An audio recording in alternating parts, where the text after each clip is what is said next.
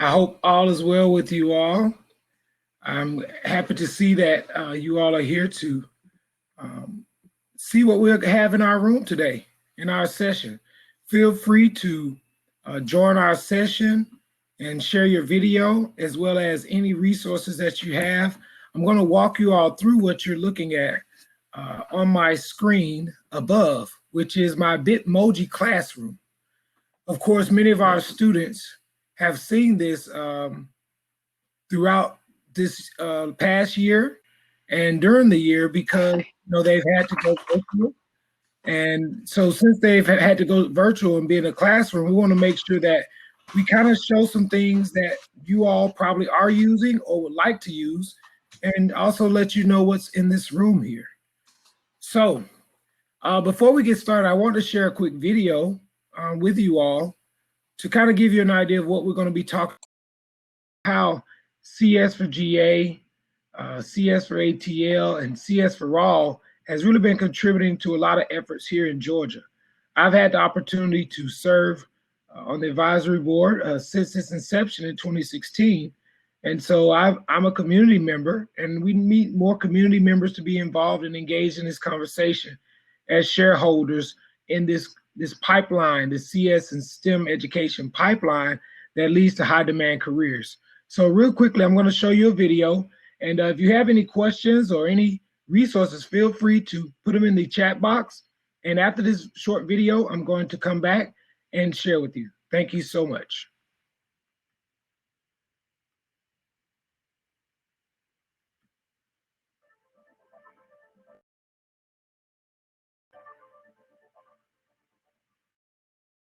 Technology in your phone than it took to get America to the moon.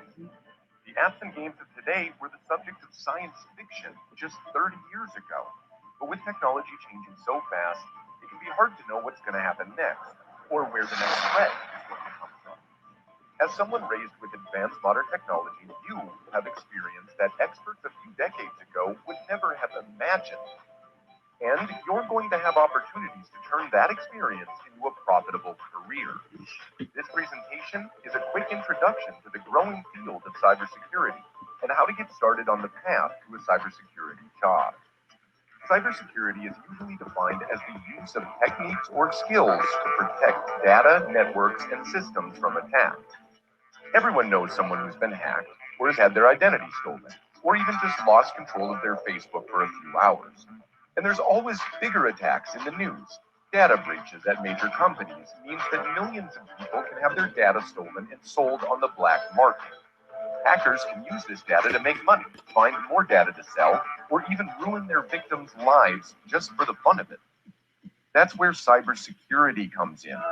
Cybersecurity experts are the ones who are able to fight cyber criminals on their own turf, stopping them from accessing important information and keeping people safe.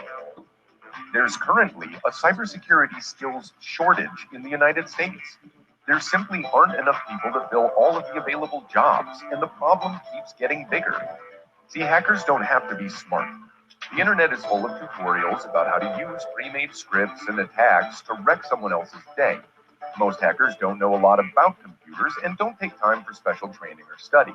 They just grab that pre-made script and go cause a mess. That means there's millions of low-level hackers out there. Cybersecurity experts, on the other hand, are fewer but more valuable. They've taken the time to study a problem and know how to use their talents. That means cybersecurity experts can be harder to find, and they're desperately needed. Think of it this way. Even if an enemy hacker is only level 1, 50 enemies can still overrun a fortress. You need at least one level 50 cybersecurity expert to beat them all. Here are a few of the many kinds of jobs that you might see in the cybersecurity field. Graphic designer. Michelle is an artist. She works for a cybersecurity firm designing posters and creating eye-catching images to teach people about security. Social engineering trainer. Lee is an actor. He understands how to portray emotion and tell a convincing story, so he teaches other people how to tell when someone is lying or trying to scam them. Network security admin. Jo likes puzzles and problem solving. She's good at spotting when something doesn't fit a pattern. So she monitors the computer networks and is the first to see when a hacker is trying to break in. Social media consultant. Hendrik was on Tumblr before anyone else. He always knows what's trending before it even trends, and has seen all the scam emails and messages that get sent around. He works as a consultant, explaining the possible dangers of social media to people who don't know much about it. Ethical hacker. Adam used to want to be a hacker. Instead, he joined up with a security firm and became an ethical hacker, which lets him do the same thing legally. Adam's job is to play the role of cyber criminal, testing targeted systems and seeing if he can break into them. If you think cybersecurity sounds like a good fit for you, then great. You're in for a wild ride with a lot of challenges and opportunities. Here's a few things you can do to start preparing for a career in cybersecurity. Take courses online. There are a lot of online training programs like Coursera. Remember, though, that many programs are scams and don't offer real certifications. So always research the course and double check with your parents to be sure you're getting a real program. Practice, practice, practice. Play with code and talk to other people who are interested in computers and security. Find a mentor. Ask your teacher or a family member who knows about cybersecurity if they'll mentor you. See if you can arrange a visit to a local technology company and ask about what kind of attacks they have to deal with. You'll hear some good stories. Join a camp. Many organizations offer tech boot camps to teach you the basics of security, programming, and even ethical hacking. Participate in competitions. Challenges such as the Global Cyber Olympics will give you a chance to test your skills against other people of varying skill levels, and prizes include free courses, streaming video, and cash.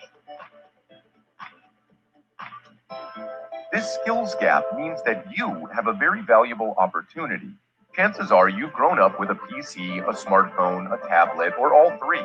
If you're 18, you could have 12 years of experience using a computer, and that means you already know things that older generations have had to be trained on.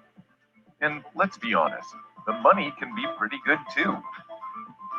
The one thing that most intimidates people about cybersecurity or any computer job is the idea that you need to know how to program a computer. While understanding and writing code can be very valuable skills, a lot of employers would prefer someone who's smart and willing to learn over someone who can do code and nothing else. Often, the answer is yes. A bachelor's degree in computer science, for example, can be very helpful in understanding cybersecurity. However, if you don't want to go to college, you can still learn a lot of things on your own that will make it easier to break into cybersecurity. Thanks to the internet, you have an incredible amount of information at your fingertips.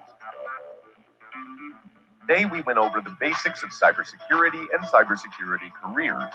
We reviewed what cybersecurity is and why it's a growing industry, as well as a few of the jobs that are open for different skill sets.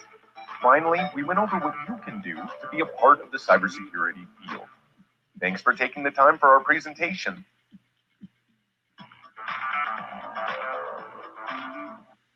So hopefully you all had a chance to check out the video and see why are we talking about cybersecurity as well as computer science.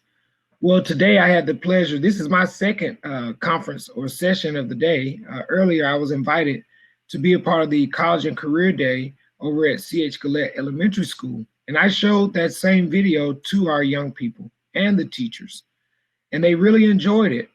And one of the biggest questions that I would even ask you all today is, whose responsibility is cybersecurity? When you think about cybersecurity, if you notice on my Bitmoji board, there's a slide that I'm now pointing at here in the corner that says cybersecurity is everybody's job, everyone's job, right? And one of the questions I asked the young people, I asked them, do you have a smartphone? Well, if you have a smartphone, it is your responsibility to be a part of the community, making sure that people are practicing cyber safety. And then I asked them, do their parents purchase anything using their smartphones? And they agreed, yes, they do.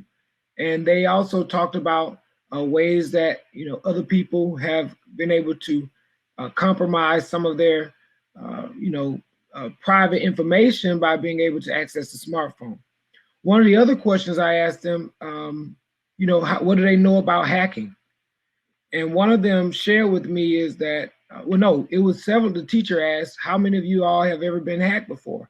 And there were, I think, 8 students that raised their hands. And immediately I changed my conversation to talk more about what they were saying. And I asked them, what happened? They talked about how, you know, their email may have been compromised, or maybe, you know, they were playing a game and they got hacked out and they had to wait 10 minutes. And so that's interesting, because most people never even think about, you know, our young people having those experiences, but also looking at the type of careers. So what I'm going to do is just walk you around the room really quickly. If you have any questions, feel free to jump in. This is our conversation. This is a dialogue. Feel free to share your cameras, you know, put some things in the chat box so that we can continue to have this conversation. But I'm going to walk you through real quickly what you see here on the screen. So if you would like to check out that video that I just shared, you can find that here where it says cybersecurity careers. You can click on that video and find out more information about what they're doing there. Right? I really appreciate them putting that video together. So here we're back over here with the cybersecurity is everyone's job. I actually served on the NICE and NIST, which is the National Institute for Cyber Education, and NIST, which is the National Institute for Science and Technology. I served on that committee and I participated in providing feedback for that. So I know what's there, and I think you should check that out. That's a clickable document on the Bitmoji Classroom. So feel free to click on that and learn more about that. Right here next to it is computational sustainability. So I know that what we're really talking about for CS4GA is really computational thinking. And so I did a little bit of research and found computational sustainability. And what that really focuses on is how can we use computational thinking to address sustainability? And that is why I share with you here in the middle the sustainability goals. So if you click on the sustainability goals, it will give you an explanation of each one of the goals that were created by several nations around the world that focus on global issues. And the reason why this is critical for us is because, and I share this with the students, is when you understand the global sustainable development goals, then you can act local and get more support for the things that you know that need to be taken care of, and provide more equitable opportunities for not just teachers, but also people in our communities. So I'll jump back over here. Everything here up here is a resource. Here's an article on one of the individuals I'll talk about a little bit later, who actually runs a esports and gaming company for young people of color. It's very inviting for that as well. And he's actually on our session, so I welcome him to come on and join me as we continue to have this dialogue after I search around the room just to show you what's here. We have some things that talks about robotics, you know, Bitmoji gaming. We also have, you know, some Lego, you know, CS first type of things going on here. And then right here at the clock and right by the flagpole is not clickable. But I do want to let you know that there's some legislation and some bills being passed that support a lot of the CS and STEM education efforts. I would suggest that you go online to look up a lot of that information. Here on the clock, I know you all understand and have heard of the Hour of Code, and I've been to several sessions where they've mentioned that. Well, the Hour of Code has an initiative called CS for Good, where they're also talking about how can we use computational thinking and resources and tools to actually solve global problems, which goes back to the Sustainable Development Goals. And I can't go any further without coming back to CS4GA and thanking them and the team that put all of this together to make sure that, you know, we are providing equitable opportunities in computer science and STEM education in the state of Georgia. And I applaud, you know, Brian Cox and all of the individuals who have supported making sure all 159 counties in the state of Georgia, making sure that our young people and our teachers have the resources that they need to support our young people being in the CS and STEM education pipeline. Here's some other resources next to it. Smithsonian Science Education Center. So 2 years ago, we wrote a grant to go down to Xavier University to create a logic model around STEM education and being able to provide more teachers of color as well as women opportunities to be able to work in that field. With the goal being that by 2025, we will have over 1,200 teachers in the state of Georgia with some type of CS or STEM education certification. And if you see here where my marker is, this is actually the 2021 logic model. I would encourage you to go there, and please feel free at any time during this session to go to our table topics and our shared resources to give us feedback on anything, even this session today. You know, what can we do better, and you know, what went well. So feel free to visit that as well. But this logic model is not based on what we think. This is based on information we've collected over the years and working in this space, but we need more community organizations to get involved because there are other things that we need to do in terms of community awareness and community engagement. We know that a lot of that information comes when we work with grassroots organizations who are on the ground level. And then here, right next to this is a sustainability bingo game. You can look at this as well. I think it'll be very resourceful as we talk about CS and STEM education. Are we being sustainable in our approaches, or are we just, you know, going through the motion? I think this will be good for anyone who's working in this space to kind of get an idea of where we are and to be able to see where we can improve. So I'll move right along. Here's some other resources: Mentor Me, where you can do polls, you know, Edpuzzle, and of course Padlet. This our table topics and shared resources is linked to a Padlet, and we want to make sure that we collect those resources. One of the things that this is primarily a unconference. I don't know if you all have ever participated in an unconference before, but it's no real structure. In other words, if you have a resource or app or website or tool that you've created or using, we want you to share it here so we can add it to our library. As you notice in our library, you can also access the logic model here, but also CS Unplugged. I'm going to talk about that a little bit later because that talks about a platform that allows young people and teachers and educators and administrators to be able to use tools that Microsoft and Google have shared so that people can, you know, get access to these tools. And then of course our CS standards in the state of Georgia. We want to make sure that everything we do is in support and aligned to our standards. And of course, CS4All. We can't forget to thank them. They came down and supported us when we started the CS4GA initiative. I think if you want to learn more about the whole CS4All national movement, I suggest you go there as well to learn about that. Also here I have videos here.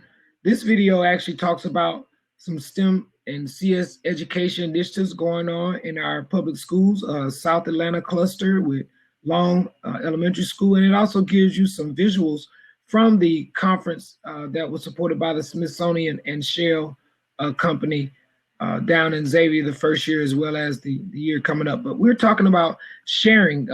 It's easier for us to have visuals to show people what is really going on in the STEM education and CS world other than just talking about it. Some of our parents, some of our communities still don't understand what STEM and STEAM is, and it's easier if we can show them videos. So I would encourage any and all of us to try to identify, find videos, find some visuals that can show them. One great video I know that Brian Cox has put together in the CS. Oh yeah, and don't forget, join us.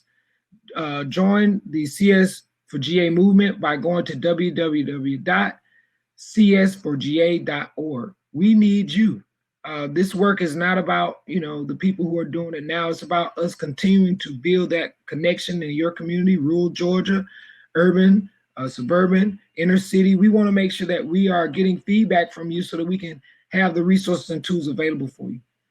Again, this video focuses on actually STEM4All, which is a national platform that allows you to talk about STEM and CS things you're doing in your community. And then if you go to this video, this is actually the video from the STEM education, the Smithsonian and Shell company, Smithsonian Education Summit in 2019. And then this video really just talks about the computational sustainability movement. I think it'll be very helpful for us to understand how computational thinking can help us solve global problems, but also how global problems can help us improve what we're doing in computational thinking. So Also, I can't forget to share with you this gaming console here, or controller. When you click on this controller, you'll hear more about Pharaoh's Conclave, which currently has esports and gaming opportunities for our schools and our students to learn more about computer science and STEM education. And I know we have him on here, and I definitely would like for him to share his video and come on and talk a little bit more about what they are doing if he's available to do so. And then I'll just touch on a few other things before I open it up. And then, this window of opportunity, if you click on this window, you can explore other people just showing what's going on in their world. This platform is very, I try to do my best to mimic what I know some of the Bitmoji classrooms look like, and I'm willing to support and do some training for those who would like to learn more about Bitmoji classrooms.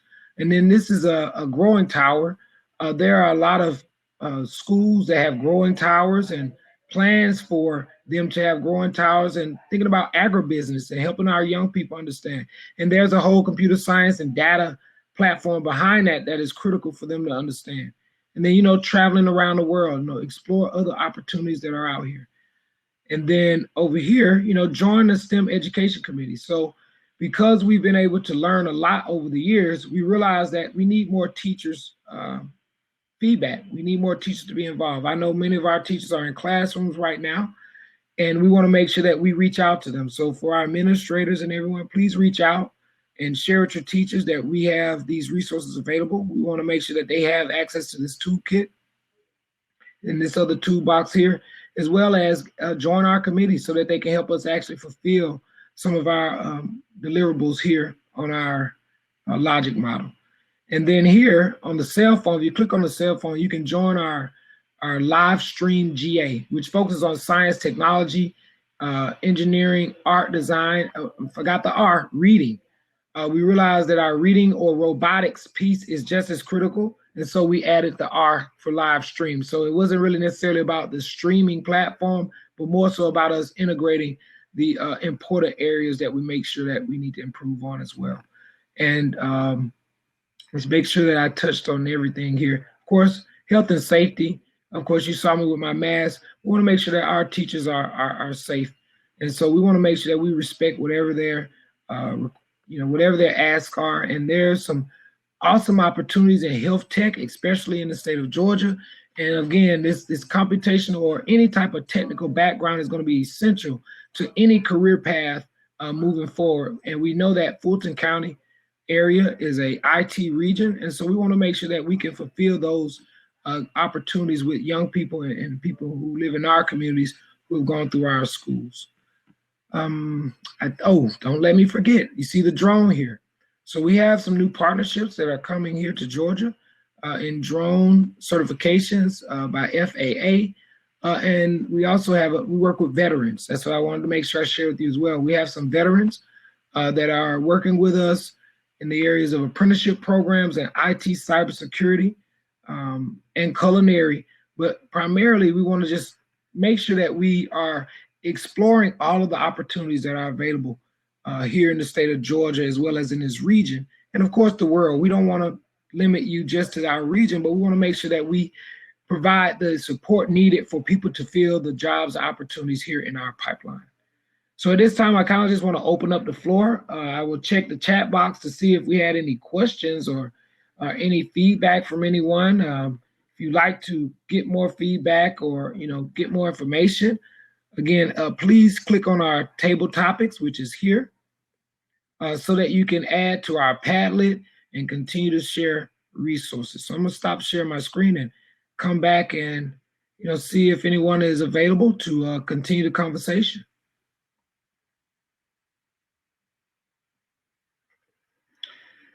Okay, so thank you all for coming into the chat room today. I really appreciate it. I have some of my team members who are part of this this event today who made it to the chat. I have Miss Ford, who is a part of our STEM education team that helped to put together that logic model. Thank you so much, Miss Ford, for sharing your comments.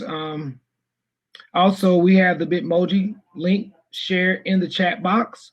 So if you like to see that or the video, it's available to you as well. So I really appreciate you all, participating and being here today. If anybody has any questions or any concerns or feedback, feel free to reach out. I really have enjoyed myself with you all here today. I have other resources that are available. You all let me know what you think, and we can continue the conversation. And I'll kind of go back. Why am I so interested in this, and why did I want to do an Unconference?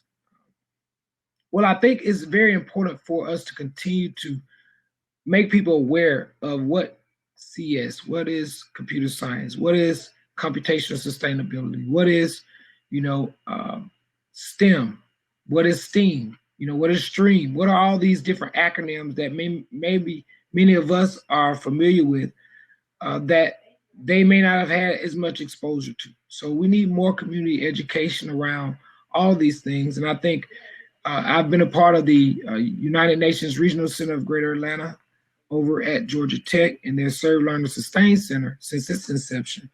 And it helped me to learn more about the Sustainable Development Goals. And what I think it builds is community. It builds others being able to have more of an appreciative approach of others in the community who may not have as many resources, but they know what they want in their communities.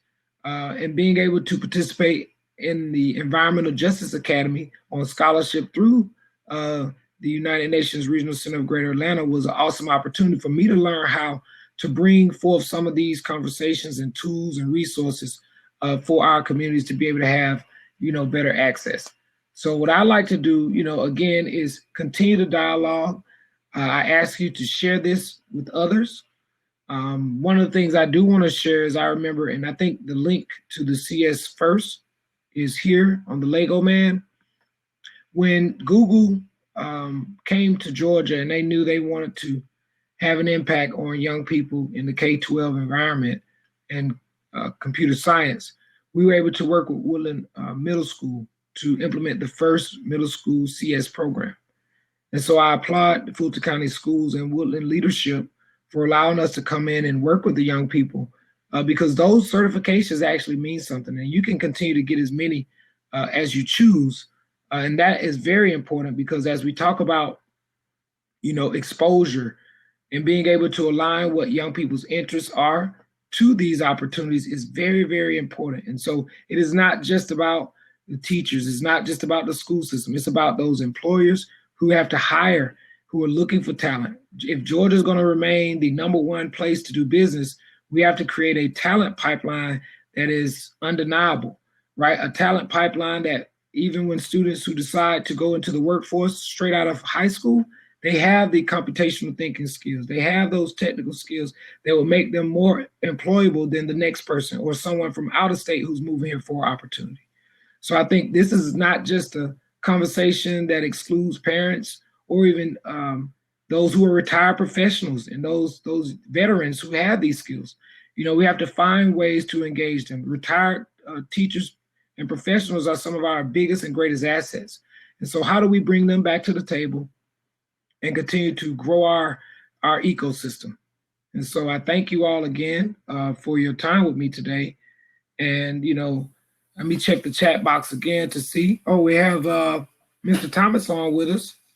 Mr. Thomas, if you don't mind unmuting yourself and share with us the work that you all are doing here in this CS space, it would be awesome.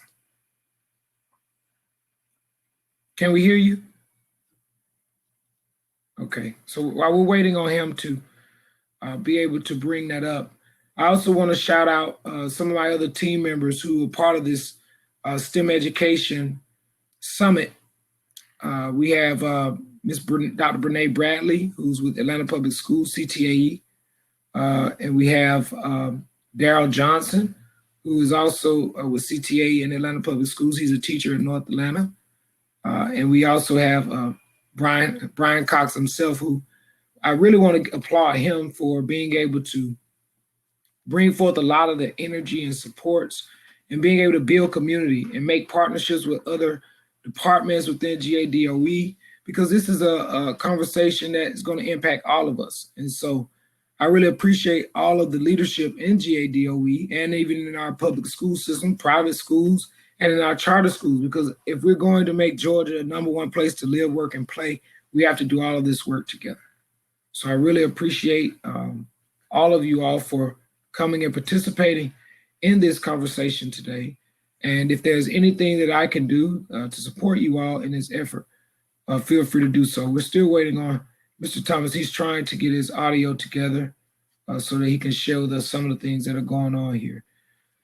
Just checking the chat boxes to see if I can lift up anything. I hear Mr. Adams says, great presentation information. My school is just getting started in this area, CS, STEM, etc. And hearing what you're doing is wonderful.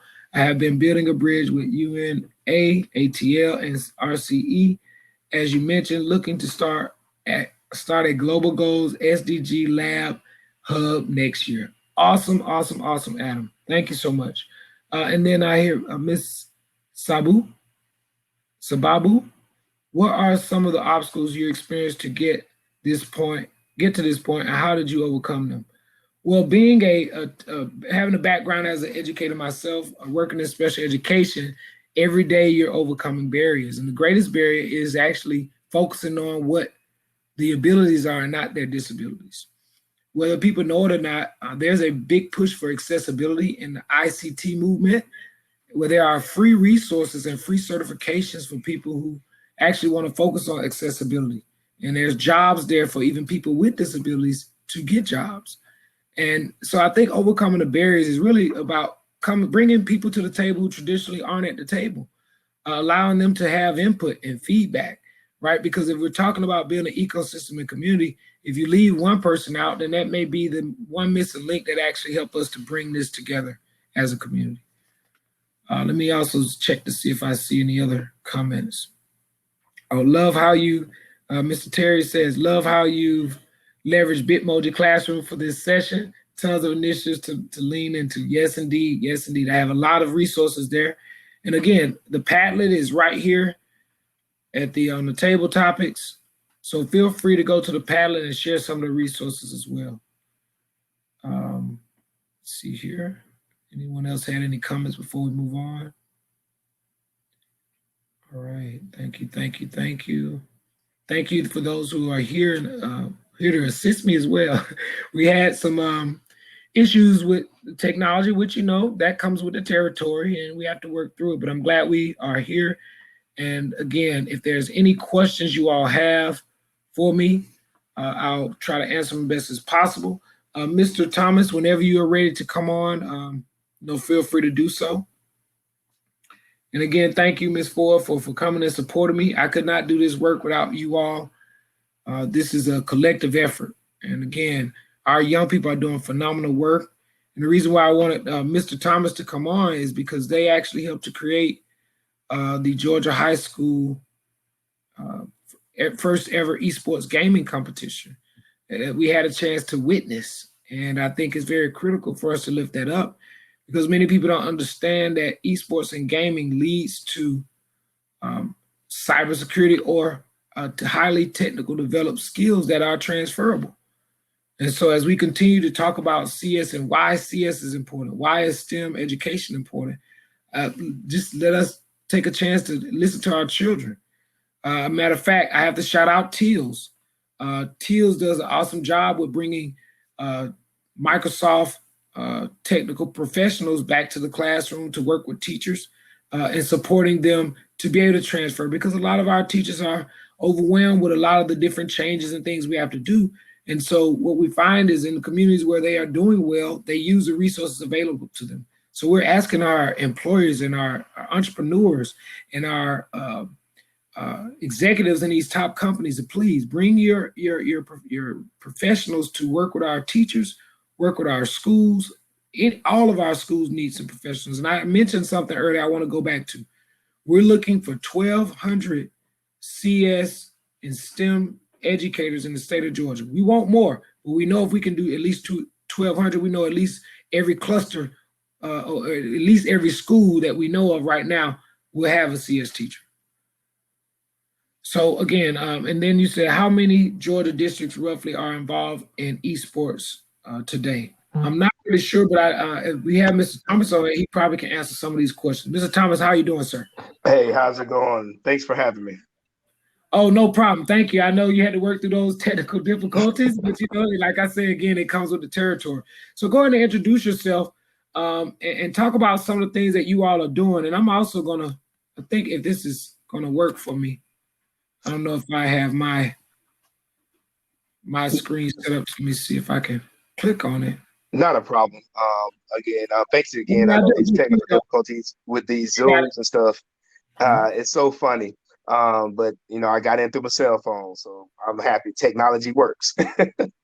My name is Eric Thomas. My wife and I, Dr. Chiquita Thomas, we're co-founders of Pharaoh's Conclave, where we prepare youth for esports careers. So when you look at esports careers, you're talking about careers that span not just designing the games, which is computer programming, but it also goes into graphic development, film, television, broadcast, and a bunch of different things.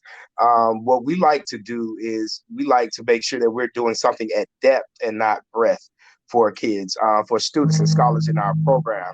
We want to make sure that we are giving them an opportunity to really look at what they're interested in and pulling that into the classroom or after school or summer program for prolonged enrichment. It's not about the one-offs. It's I love the hours of code and the things of that nature to kind of put it out there. But those are the things that really move the needle. And some of the things that my wife and I have understood over the years is that it takes a lot more to move the needle when it comes to bringing scholars to STEM-based careers and career development. Awesome. So we have a question for you in the chat box. How many Georgia districts roughly are involved in esports today? It's interesting. It's out there. Georgia is one of the states in the United States that has made esports an official sanctioned athletic program. And so that happened maybe the year before COVID. I mean, time has really flown by, and I think COVID slowed down a lot of what a lot of school systems were trying to do, which brought us to the digital. And so really figuring out what needs to happen on the digital part of the scene is something that we've already done. We've been running digital programming since our inception. So it bittersweet COVID threw a lot of monkey wrenches, but it was already where we were living. But so there are small pockets in every district with young people who are into esports.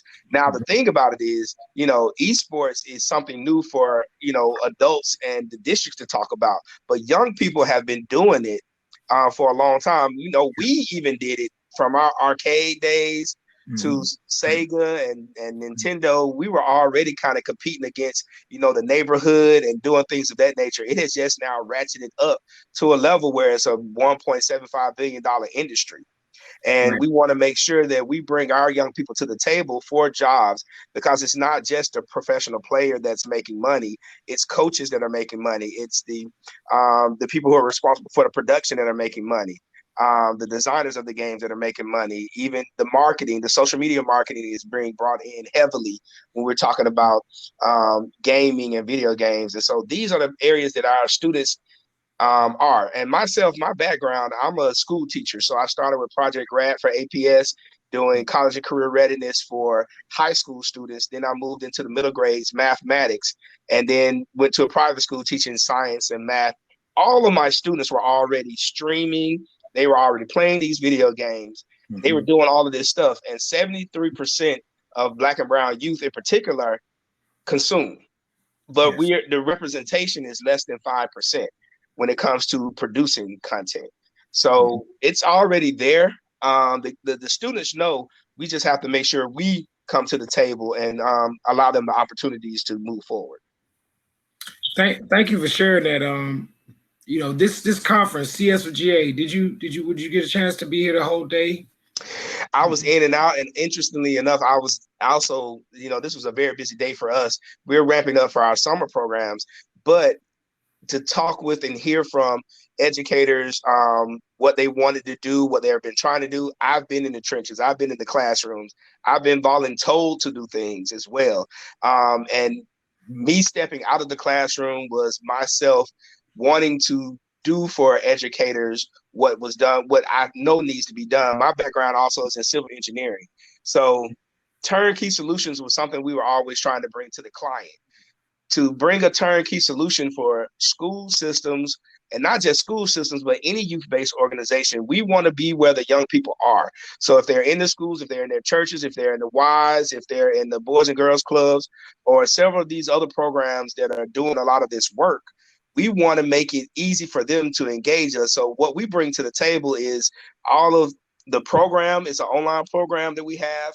The curriculum is there that's already mapped to the Common Core standards.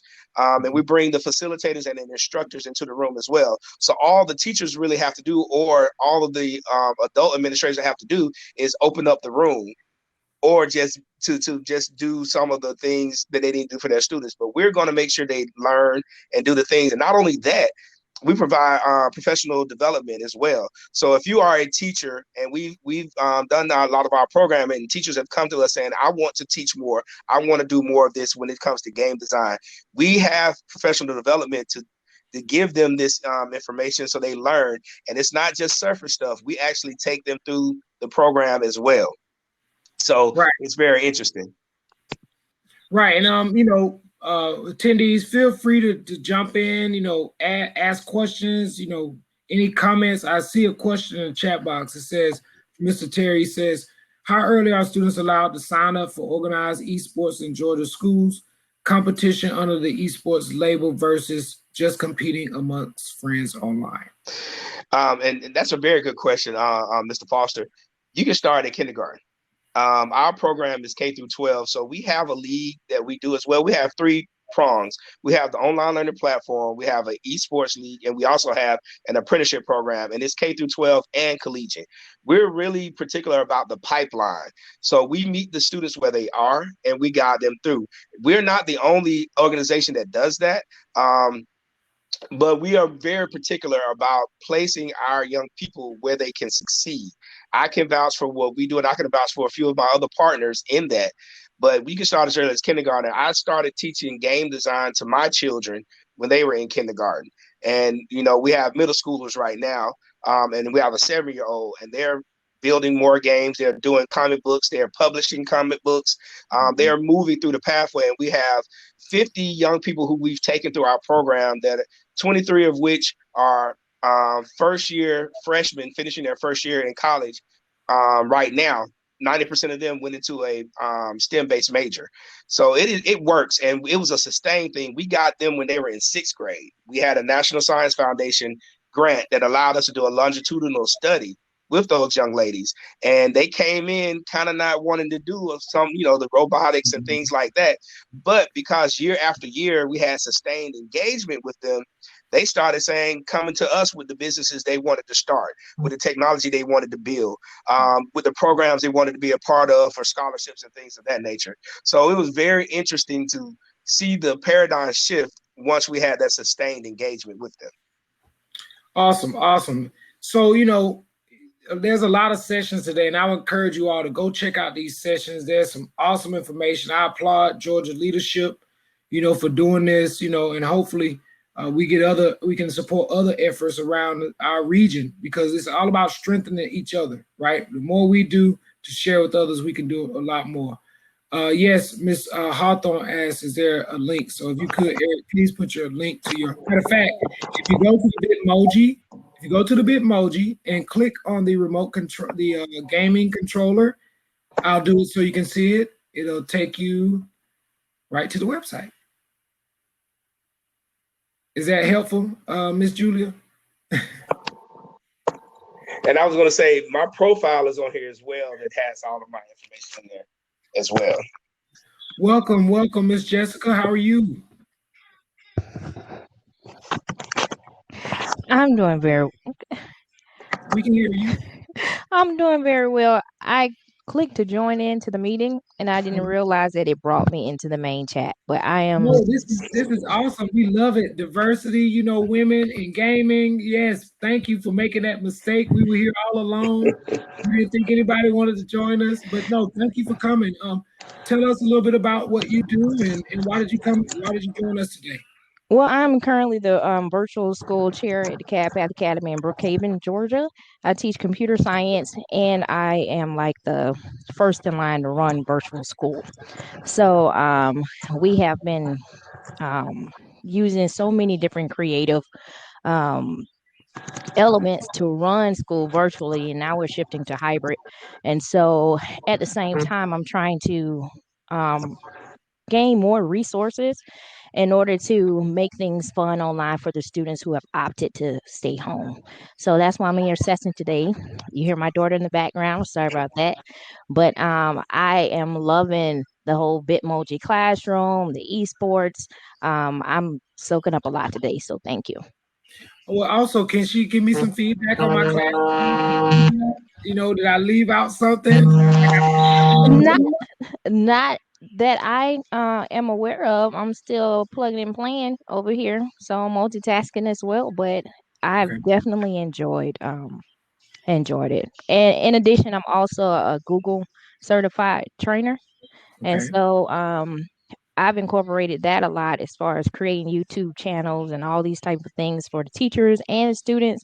And it's worked a lot as far as minimizing a lot of things that I have to teach in class as far as Mhm. performance-based skills that I'm trying to get them acquire.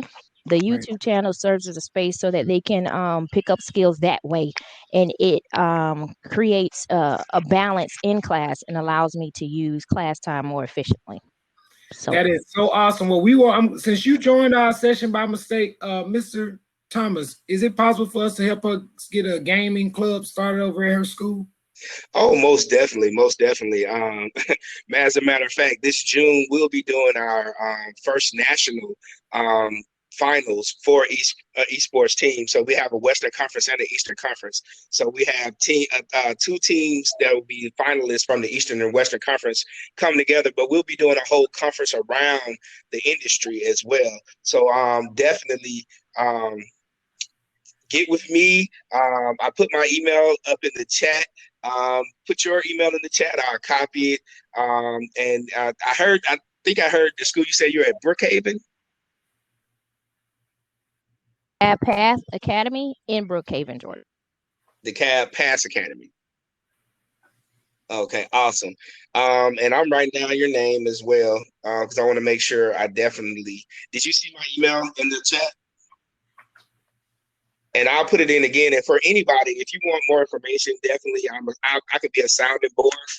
I've been in the classroom. I've been that frontline teacher for technology and things of that nature. So I do understand the struggle. But we make it through and we make it happen. But again, as I said before, besides myself, a lot of my partners, we're putting together the turnkey solutions to help you as a teacher be able to do what you need to do, because not only are you the teacher, the mother, the father, the counselor, you got tests, you got your homework, you got your lesson plans. There's so much that you have to do. And not only that, you have to make it interesting for the students to want to learn at the same time. So I'm kind of happy that we got into this COVID situation because, we wanted to do a digital classroom has been something that we were supposed to be doing for a long time. And a lot of teachers were afraid to, and I'm counting myself as that as well. I'm a math teacher mainly. So I was afraid of really getting to those things. Because I was like, what if it doesn't work? What, I know how some of my students, their needs, their attention spans. But what we're learning through this, I remember when shelter in place came down, that was the last semester I was in teaching. And so to really work with those students online in that capacity, I really had to utilize the things that we did in a lot of those PDs that I didn't think were going to work. So I would definitely reach out to you. And I'm based in DeKalb County, so a lot of the work I do is in DeKalb County. So that's awesome to see that you're working with a school there. But we do Metro Atlanta all over. And Mr. Barlow helps us a lot of times with stuff that we're doing. So we are really wanting to make it easier for the teachers to be able to bring the programming to the students.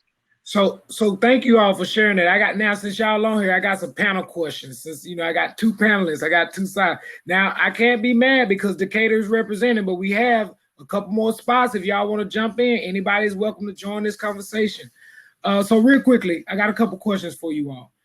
One, you all know what's going on in terms of us wanting to get 1,200 teachers in the state of Georgia, right? What role do HBCUs play in this conversation? HBCUs and minority serving institutions. How can we get them to help us to get more teachers have some type of CS and STEM education background? I think one of the things, I'll start. I think one of the things that we have to make sure that we're doing is that we are preparing our students currently in HBCUs, and they're doing a great job right now for what needs to happen in our school systems. But there's a disconnect in the pipeline for that talent to come to our schools. So we have to work to make sure that that pipeline is together, and we're bringing in those students, and not just when they graduate, but when you're in the education program, you have to do student teaching, and you have to intern. So we have to make sure that we are having that pipeline ready to go as well. So we're bringing them in, but there's more and more colleges are getting into making sure that the teachers that are in that teaching program, they understand the digital learning that has to happen. But again, we got to give them an opportunity to really get on the job training with some apprenticeship programs. And like I said, with those internships, so they can really use it on the front lines. Because if they come in fresh, it takes a year. And I can remember being a first-time teacher. It takes a year at least to really get your feet under you, and you're still kind of wobbly after that. Yeah, before you answer, Ms. Jessica, I just want to remind us, I'm doing a quick plug. Please join the CS for Georgia. The link is on there. If you click on that clipboard, if you click on the clipboard right here, it'll take you to the join. We're also going to start a CS4GA STEM Education Committee. So I encourage you all, please sign up, join our committee. We're just going to be launching it coming soon. And we'd love for you all to bring some of this energy and feedback that you're sharing with us today to that conversation. Because how are we going to do this? And Ms. Jessica, you now have the floor. Thank you so much. Could you repeat that question for me, sir? What role do our HBCUs and minority serving institutions have in this conversation? Computer science, STEM education, in preparing our teachers and getting to even have young people in those institutions consider being teachers as a part of their development process? I truly believe they can play a larger role. They do play a large role, but they can play a larger role. I did not have the privilege of attending a HBCU, but I have plenty family members that did so. And one of the things that is consistent, especially from a female perspective, is that females are not pushed to pursue any majors in STEAM. I graduated I don't want to tell my age, but I graduated a while ago. And when I was when I was in school, I was the only woman in the computer science program. And even then, when questions were asked or conversations were open for discussion, my hand was skipped over. I think another issue, specifically for people of color or students of color, is that STEAM isn't talked about early enough. As we know, we should be preparing students to have a college plan by the third grade. I mean, that's just standard statistics. And a lot of times my students are coming to me in middle school, never hearing about what STEAM is or what STEM is. And I think one of the solutions would be for us as educators in computer science to have a mentee or build a program between the universities that are in our areas and our computer science teachers that are in our areas, whether they're teachers of color or not. Another solution would be to, and I know that educators are busy, but take some time time to go to smaller schools and speak about STEAM or STEM, and hopefully maybe an add-on would be for the districts to give PD credit for teachers to be able to go and talk about these areas so that we will have so that we can create a demand for it. And in addition, I believe that another great idea or solution that could possibly be a solution would be for the districts to be a little bit more open about putting computer science on the schedule for students to actually be able to enroll to the class, not just in high school, but in middle school. And when they offer it in elementary school, let it be more than one time a day. Because the expectation for a student is for them to be able to operate Chromebooks and iPads and all these things that we give them when we've never really had a conversation about how to use these things. And so in a lot of the minds of people who are not computer science geared, they think that the students really know how to use these tools when they've like taken shortcuts to use the tools. They don't really know how to effectively use it. They just know how to pick it up and make it work. So hopefully my answers that I provided helped a little bit. Yes. So Oh, not a little bit. They help a lot. I mean, a lot of times we don't get that feedback, and that's why you all have officially been invited to join the STEM education, committee. We would love to have your input because we realize we don't have enough teacher input. Now that we have all these great things laid out, right? Now we need more community and teacher input.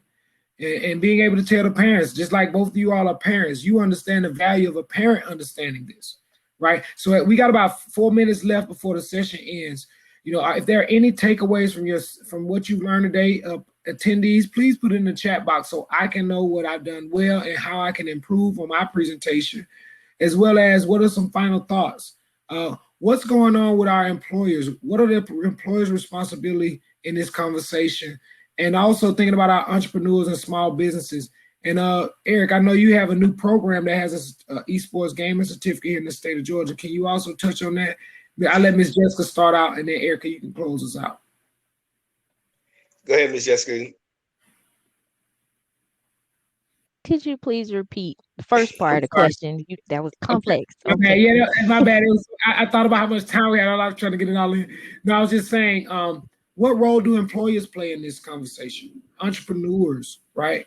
Even our funders, what role do they play in this conversation as it relates to the jobs and careers? I believe they play a huge role. To just break the question,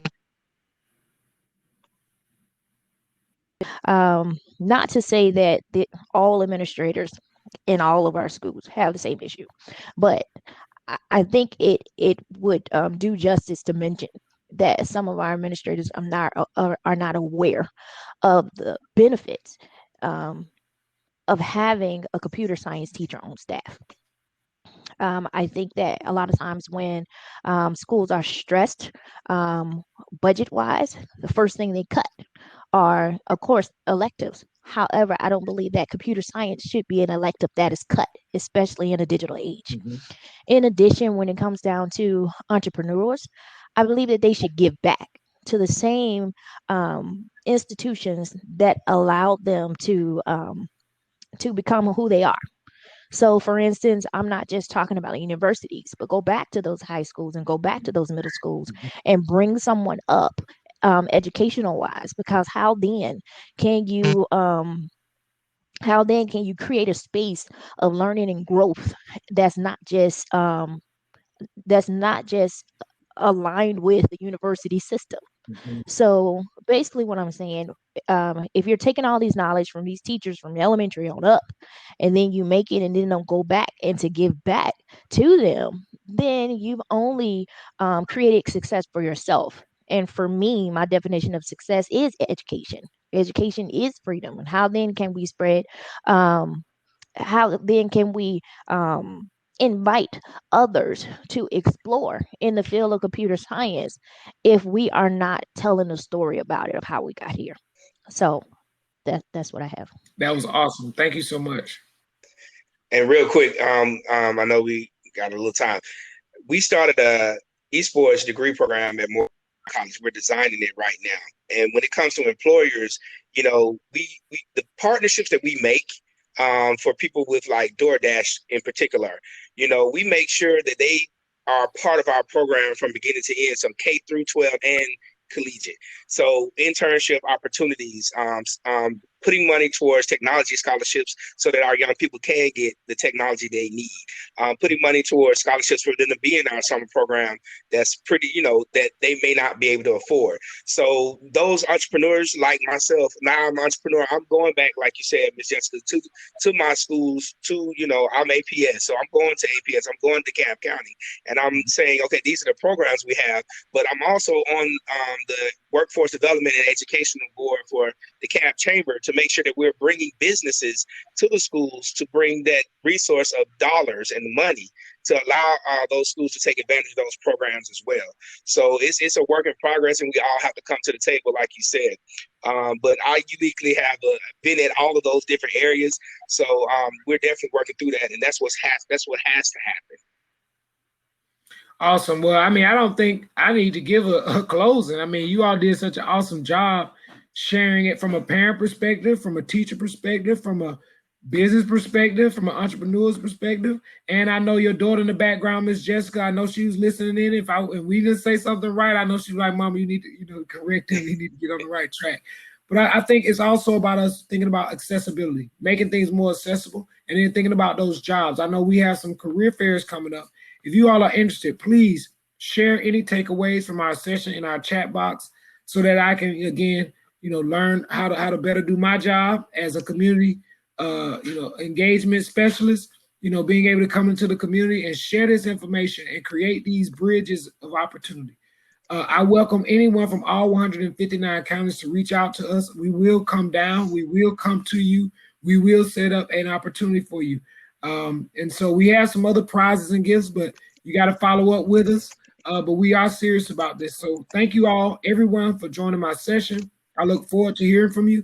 If you'd like to learn more about SOSSI, go to my Bitmoji and click on me, and it will take you to our website. And you can contact us by scrolling down to the bottom.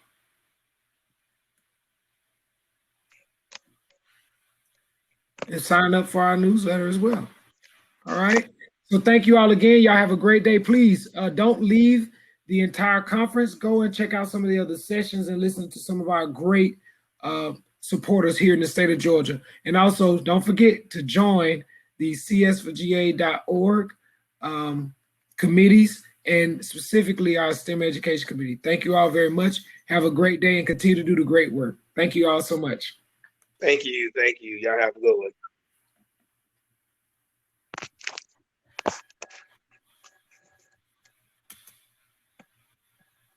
They just gonna let us hang out for a little bit in here? Yeah, well, so what I wanted to say was, so this room, this is our booth.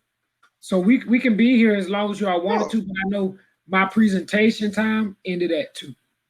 Gotcha. So, you know, we can hang out, and now we can kind of just, you know, chat a little bit more about whatever it is that you all kind of want to talk about. You know, I'm here. Matter of fact, I did want you to talk about that conference that you invited me to, Eric. The DreamHack. You talking about back at DreamHack? Yeah, DreamHack and the Black College Conference, HBCU. And then they have another one coming. They have a virtual job fair coming up in April.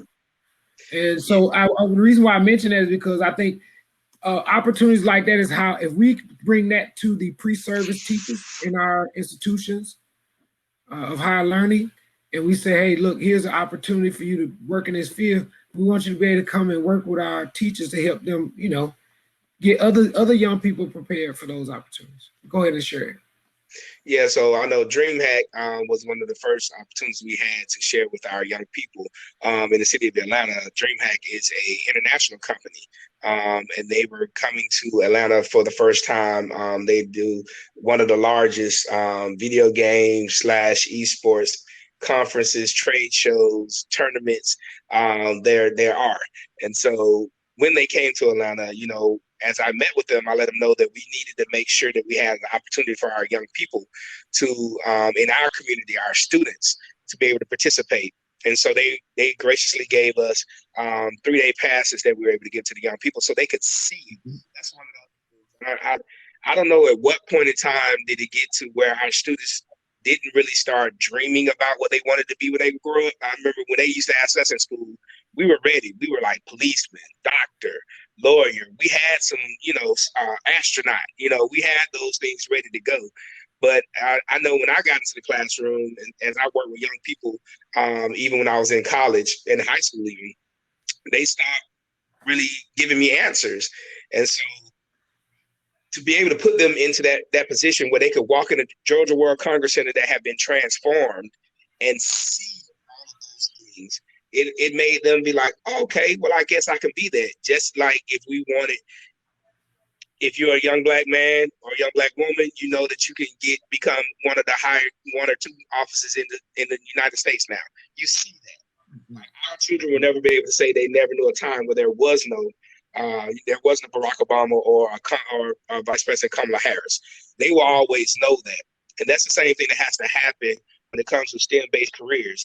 And also we have to get away from, just sticking with the techie things or straight robotics, straight rocket science. There are so many fields and career pathways that exist in the ecosystem that they could be a part of. STEM-based corporations are businesses.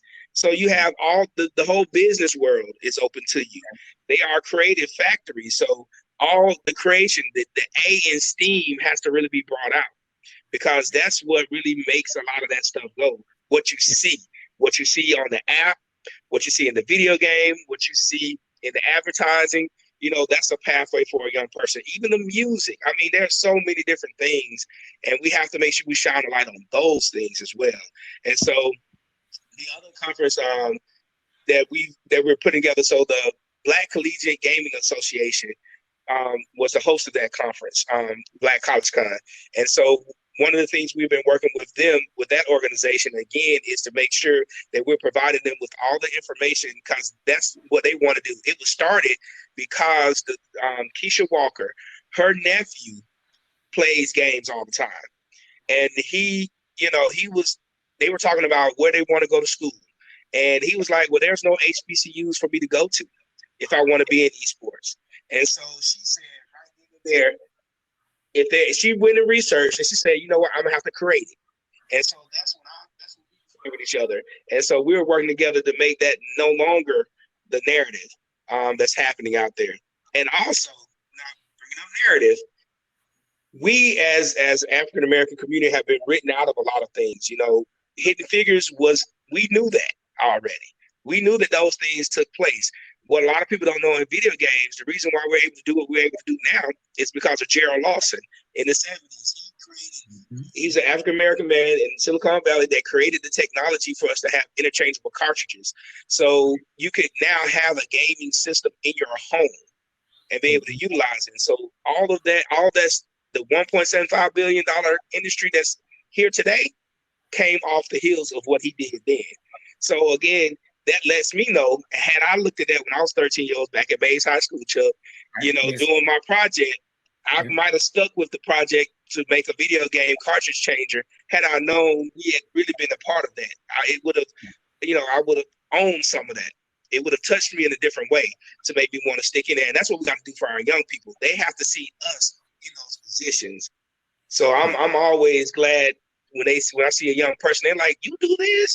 Or, we have those conversations. As a matter of fact, during that conference, a young man, I pulled him onto the stage, and he was a young man I met 3 years ago, and he played in one of my tournaments in Lithonia, and he still had his T-shirt. And he said, the conversation I had with him, he won my tournament. The conversation I had with his parents, I made his parents want to go out. They bought him, a computer, a gaming computer. They really set him up for where he is right now. He's a game designer right now, and he's really pushing down that. And they're fully supporting him and behind him because, again, he was able to come to Lithonia at the mall and participate in the tournament with people that look like him, that took the time to have a conversation with the parents who we were able to connect, and then we were able to move past that. So, That's really what I want to make sure happens, is that we make those connections. Awesome. So Beyond Access, that's the title of this this whole summit, right? Beyond Access. We got to go beyond access. It's not just the school's responsibility. And having a background in special education myself, we use assistive technology, right? It's part of the curriculum. And so I think we underestimate, and even in one of the videos you'll see, if you all click on one of the videos on the screen in the Bitmoji Classroom, that first video even talks about what Georgia was doing already in CS and how the teachers were already considering how is this going to help our students who have special needs, opposed to, oh, they can't do it, right? And I think it's very important for us to find ways to make the connections, right? And so, Ms. Jessica, what are your thoughts around, other ways that we can engage, or how have you been able to overcome some of these barriers, and how can we get more teachers to step out there and share some of their passions, which will lead to maybe some type of computer science or STEM education certification? One of the things that I do as an individual is I lean on my business fraternity, Delta Sigma Pi, and so we have a lot of people that are in computer information systems, and so I make connects with them, and then I still have a lot of colleagues from undergrad from the computer science program, and so we kind of built our own community and to exchange information. And one of my friends, actually, him and his wife, created the Black Tech Week, big, huge Black Tech Week that they have down in Miami. And I have been conversing with them for years, but also they're pretty much geared toward older students, and I'm kind of focused on younger students, but at the same time we stay up to date with what's needed, so that we can build a bridge from middle school to high to college. In addition, on top of being an educator, traditionally I host a summer training that's free, for students who just want to come, and try to help them get up to date with certain digital tools, online applications for them to be able to use before school starts, to help them a lot. And that ranges from fourth grade to eighth grade, because that's just the groups that I'm used to dealing with. But at the same time, I think I possibly could do more by just reaching out to people in this area, because I'm not an Atlanta native. I'm here, but I'm not a native, and just coming outside of my box, because a lot of computer science people are introverts, and I am one of those. So I'm trying to do a little bit more to do that. But I definitely agree with what Eric has stated. You actually covered a lot in what you said, and I agree with you wholeheartedly as far as the roles that we should play. So, yeah. So you all talked about teaching. Why do you teach? What makes you? A lot of people think, oh, the teachers are leaving. I want you all to touch on two things. Why did you teach, and why did you stay? I know, Eric, you said the pandemic kind of changed your decisions a little bit, but why do you teach, and why do teachers teach and stay, opposed to people thinking that they're leaving? Because a lot of people are in fear of our teachers leaving and doing something else. But what's the story? What are you all hearing, and what is your feedback on that? And how can we get more? How can we retain them, and how can we recruit more? I know it's kind of loaded a little bit, but you can answer whatever part of the question you would like. Okay. All right. You want me to go first, Eric? I'll probably go first. Okay, you want to go first? Because okay. You're still there and awesome. But even though I'm not in the classroom anymore, I'm still teaching. I'm still working with young people, but I'm working with young people in an area where I don't see a lot of work being done with them outside of school. And so what do you learn these things in school? And I used to get the question, well, where am I going to use this in the real world? So I'm going to show you, and I'm going to work with you on where you go with the real world.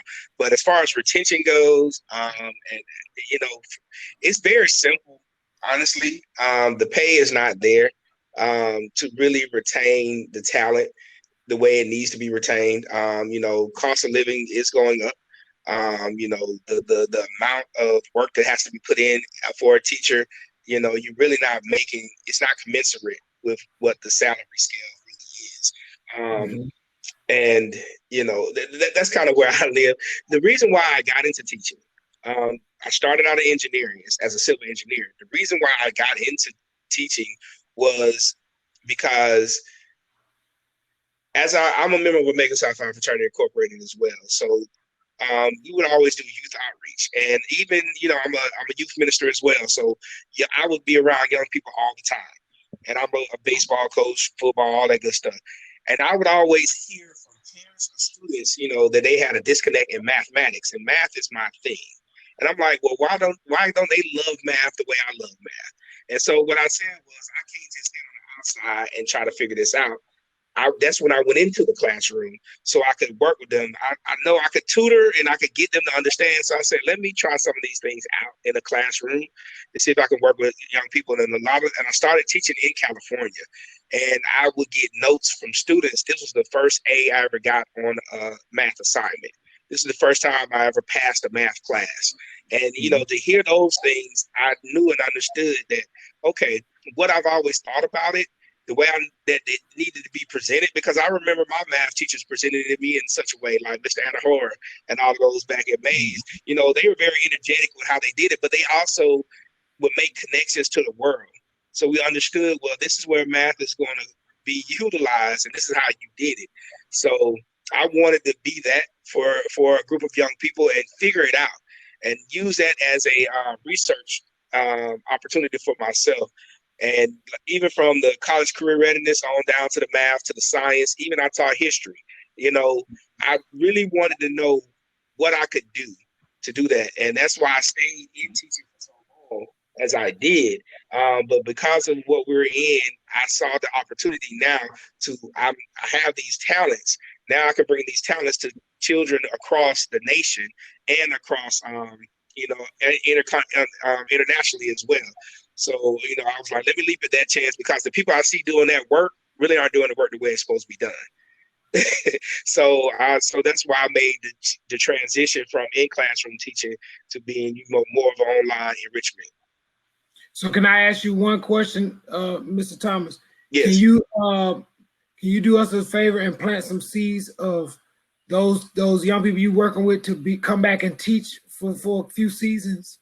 Oh, we do. I know that. So I know they're gonna come out to the highest and high. Just tell them, please, 2-3 years, give us some time back so that people can get that best of their energy and not them on the end of their careers. Right. Because we employ each one, teach one. So like, I don't even teach my game design class for my elementary or my middle school students anymore. Those young ladies I was talking about and those other individuals who moved through our program, in the summertime, they come back and they teach. They're the ones teaching for us. And, and to be honest, again, when I talk about that pay that's commensurate with their talent, schools can't pay what I pay them over the summertime to teach, and even throughout the year when they teach. So that's what I'm doing. I got some students right now that are almost there, ready to graduate college, and I'm doing whatever I need to do so I can maintain that talent myself and utilize them across multiple schools. So they could, everything that got poured into them, they could pour it right back into the students at the schools.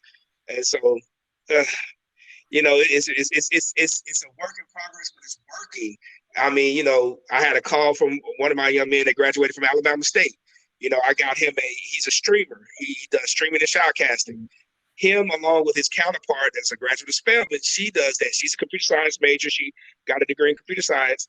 They're making right now, well, the young lady is making about $1,000 a week during these esports seasons, streaming and shoutcasting, and he's making $500 a week doing it. And so I'm literally able to put them into the industry, and I can vouch for them and get them hired. And that's what I want to do.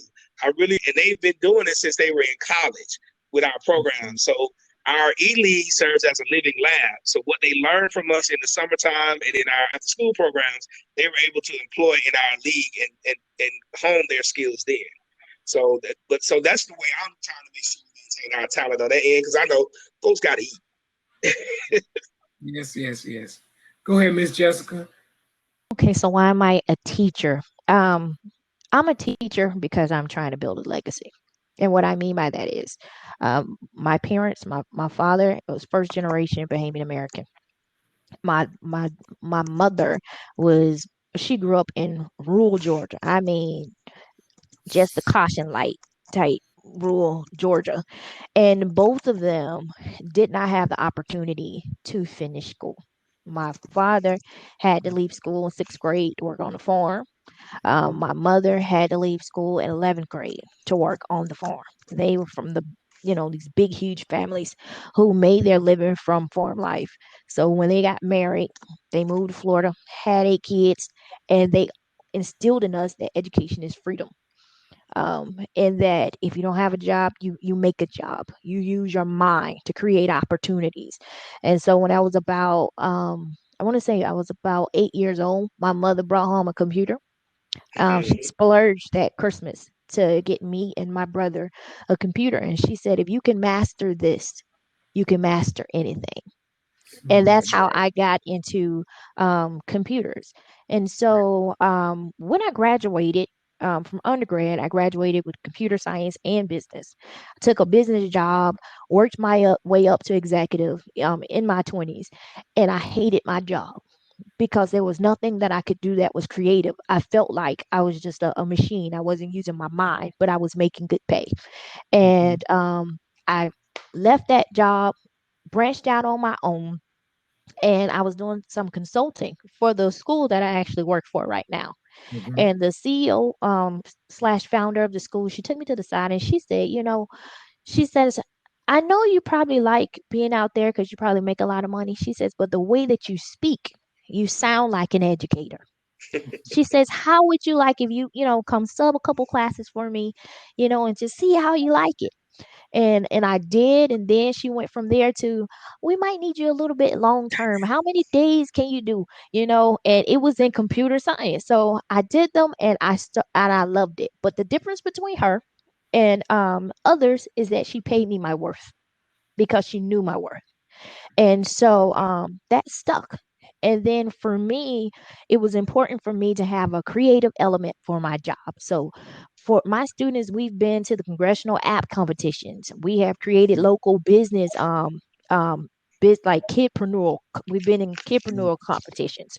I have a student now that was accepted to Harvard early in middle school because we were feeding into what his passion is. And prior to him discovering his passion, his grades were not good at all.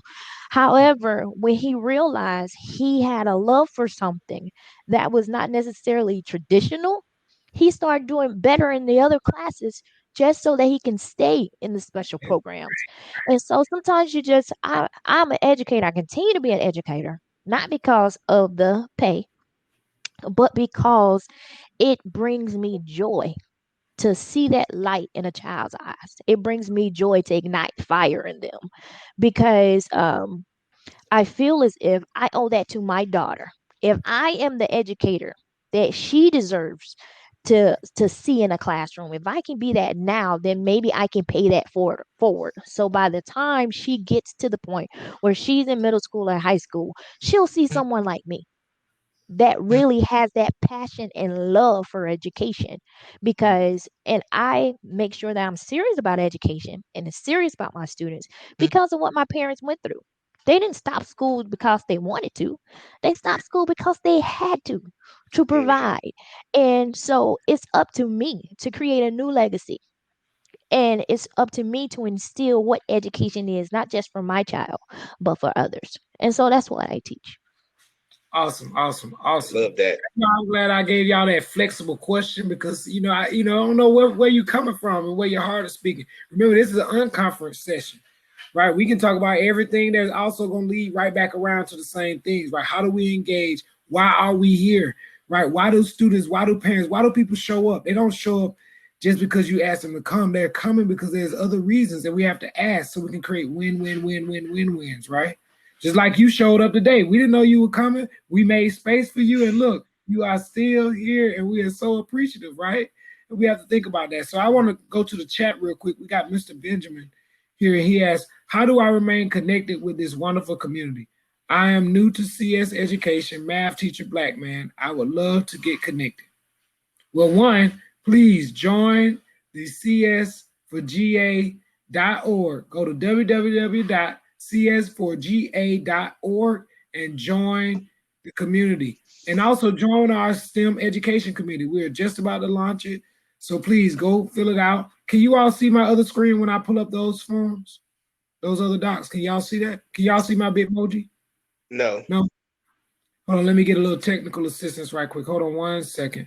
Because I want y'all to make sure y'all can see it. Hold on 1 second here. I like what you said, Miss Jessica, about that the legacy. The same thing here. My son, my company's named Pharaoh's Conclave, and my son's name is Pharaoh. That's something that we've always instilled in him. That's something my parents instilled in me, for me to see, entrepreneurs and that I could start a business. I started working at 12 with my uncle. And his father owned a convenience store, and my uncle was a mechanic and a photographer. So I was fixing cars, stocking shelves, and taking pictures of people, at the age of 12. And that being important to me, I was like, that's what needs to be poured into young people. And that's what young people want to do.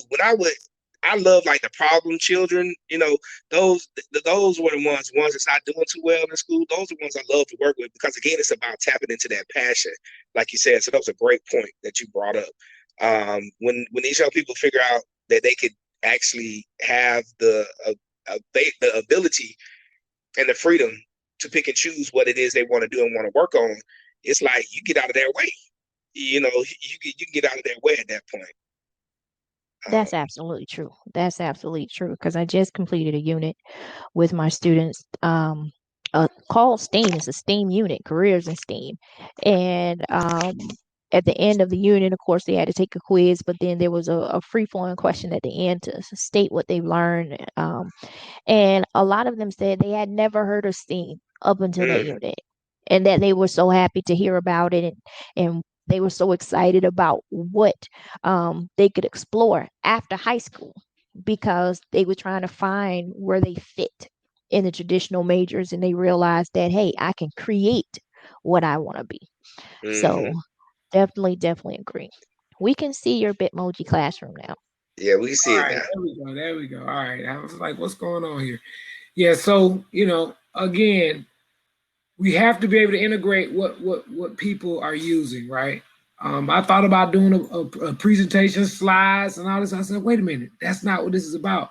We're talking about using computer science, this is a computer science tool, right? Because we've embedded links into a document that most people didn't even know could have embedded links, right?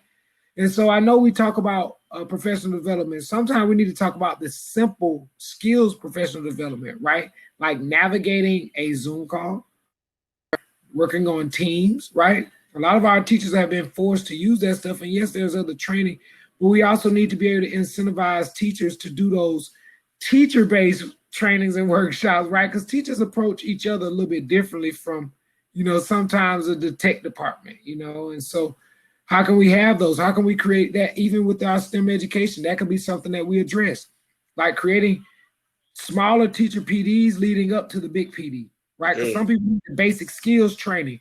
We need a teacher PD basic skills training. And what I love about Georgia Tech is they say, listen, we don't care what you're coming in to do here. Your first class is going to be basic computer skills and hardware, turning on the computer, turning it off. Like most people think, oh, you're going to go to the high level courses, or no, they start you off with that course because they want to make sure that you can't come back and say, listen, I don't know how to work the computer. And so I think we need to definitely think about that as we continue to create more access for people. So are there any questions that you all have that, you came to the table with today that we can try to address, or any specific tools or apps that you all are using in the classroom as it relates to CS, computational thinking, or STEM education that you think would be helpful for other teachers as they come back and listen to this session? And don't forget to click on the table topics and also put that information in the Padlet, right? Put in some of those resources, but go right ahead. I think it's not many cover. It's not a question per se. I think I had a presentation earlier today with a youth-based organization, And, looking back at that conversation and going back, I kind of left out with a feeling that I had early on. I understand that price is a thing, right?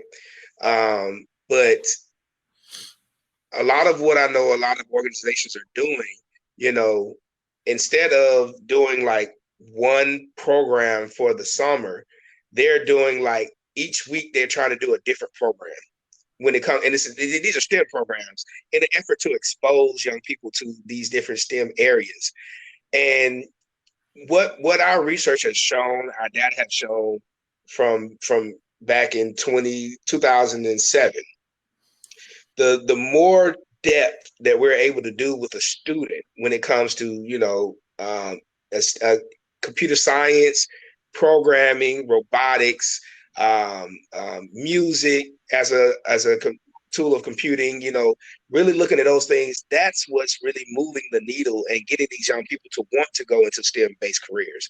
The one-offs, which are getting a lot of the funding, it really doesn't go anywhere with the students. They look at it because it's kind of a misleader. Students will get into those programs and they'll come out with this app they developed in a day.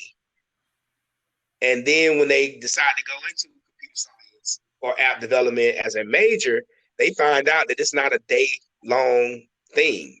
It takes time to produce that stuff. And so it's kind of like the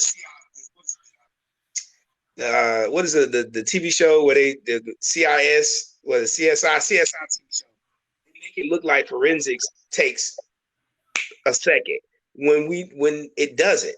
Forensics takes a long time, and people will get into that program and then drop out of that program because they were given a bad set. They were sold some faulty goods when it was about. So I want the narrative about what the programs are really about to really start coming out.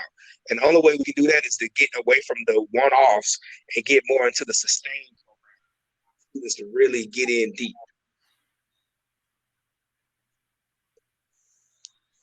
Go ahead, Miss Jessica. Thank you. Thank you, Eric. I definitely agree with you on many of your points. Um, I will take the education side with the teachers. One of the things that you can do for teachers, one of the things that I do for my teachers is that I offer trainings at least twice a month that's optional for them to come to. So take for instance when when the pandemic hit, when we got to that summer, I went to my administrators and I said, I'm not sure what you guys have in mind, but if we are still in the house come August, this is what we need to do. And I handed them a proposal, not along with, hey, pay me for the proposal. But I just handed it to them because I said, okay, if we're staying home to stay safe, we need to take all of our talents and put them together and make this thing work. And we can make this work if we use this summertime. And maybe we should just use teachers that want to volunteer since we don't have it in our budget so that we can make things safe for our students and our teachers. And it actually came together. And so I was put as lead and I did a bulk of the teaching as far as training teachers, not just how to create Google Classrooms, but actually how to teaching them, you know, Mm.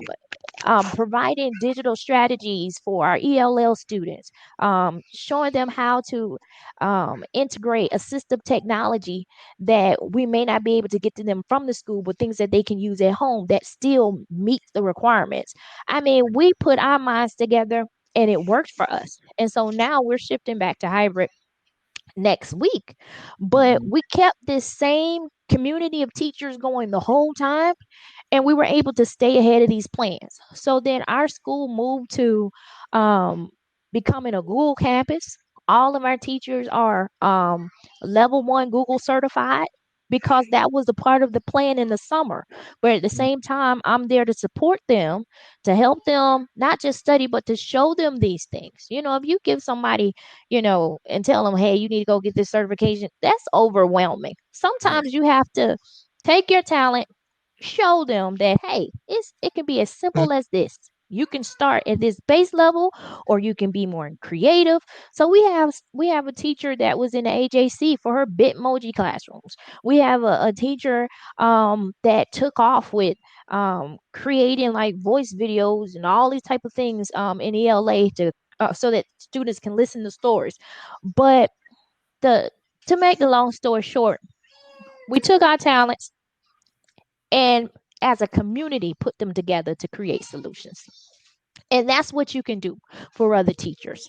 Sometimes you may not, sometimes it's best not to wait for them to ask you. If you see that they're in trouble and you see that they need help, and if their solution is going to benefit the whole of the community at the school at the same time, take those 5 minutes and help the people versus sitting in 2 hour sessions, 2 hour PDs that you probably don't need. And you can just go ahead and say, hey, this is what we can do. So that's just one of the things that I do. And sometimes I host like not Zooms, but I'm so sorry, Google Meets after hours and say, hey, what you need help with? And they put their questions in and I address them. And that solves a lot of the problems on the front end. So that's one thing they can Well, do. I'm gonna do another shameless plug. We want to invite both you and Eric to be a part of our CS4GA STEM Education Committee, because the work that you all are doing, we want to highlight that, right? I think it's more about us now coming down from, okay, all this planning now, let's go talk to teachers who are doing the work, highlight them, because we know that it's all about really telling the story, right? You all are filled with stories of teachers you've impacted and worked with. We don't have to go and try to create news, right? There's a bunch of stories and news out there from this work being done. So I want to continue to encourage you all to continue to do what you're doing. And we want to know how we can support from the CS4GA perspective, right? How can we highlight a lot of this work going on around the state? Did you want to add something, Jessica? Well, I just went on the website and I just joined. I did not see that committee though. We But hadn't put it up yet. Look, we haven't okay. put it up yet. So I did just join. So you should see my information in there, and I would love to help in any way that I can. Awesome. And we need to recruit more teachers. You all know the teachers who are just like you or have just as much passion, even retired professionals, retired military. All those individuals are very are influential in this space, and they need to be heard, and they need to be, and they're an asset to us if we use them. So I know we have a couple of individuals who are still with us. If you have any questions, please feel free to put in the chat box. We want to make sure that you understand that this is an unconference. This is not about me and what I'm talking about. It's really more about you and the great work that you are doing and what's happening in your district or what's not happening, and how can we get you some support in those areas.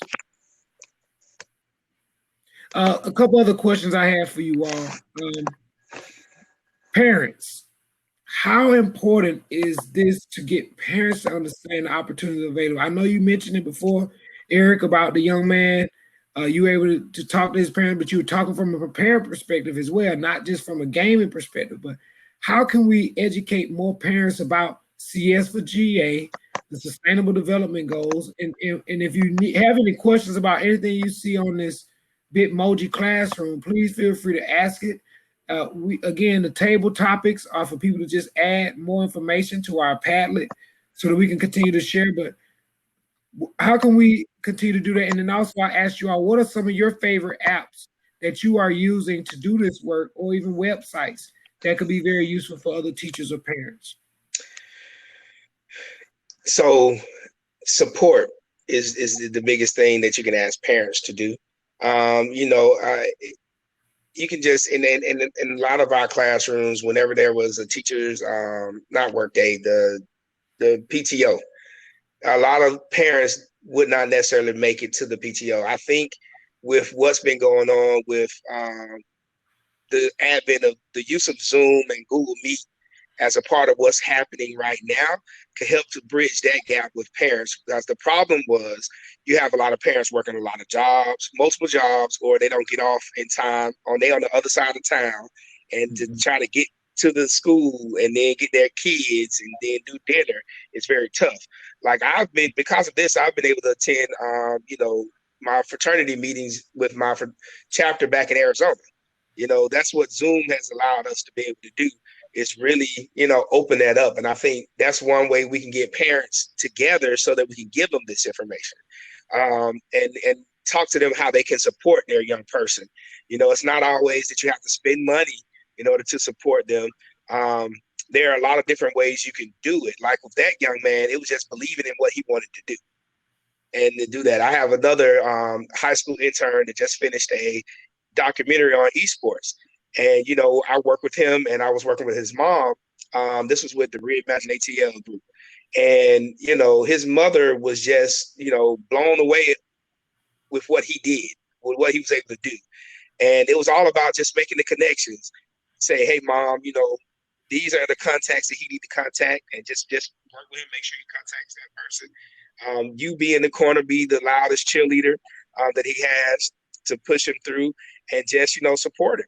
And that's really all a lot of parents need to do, is support their children. And once they get to that, it's, again, when you support a young person in what they're interested in, you get out, you don't have to do anything else. You got to hold on to them. You just make sure they stay safe at that point. So I think it's just making it more accessible for parents to get together in groups to be able to receive the information. Mm-hmm.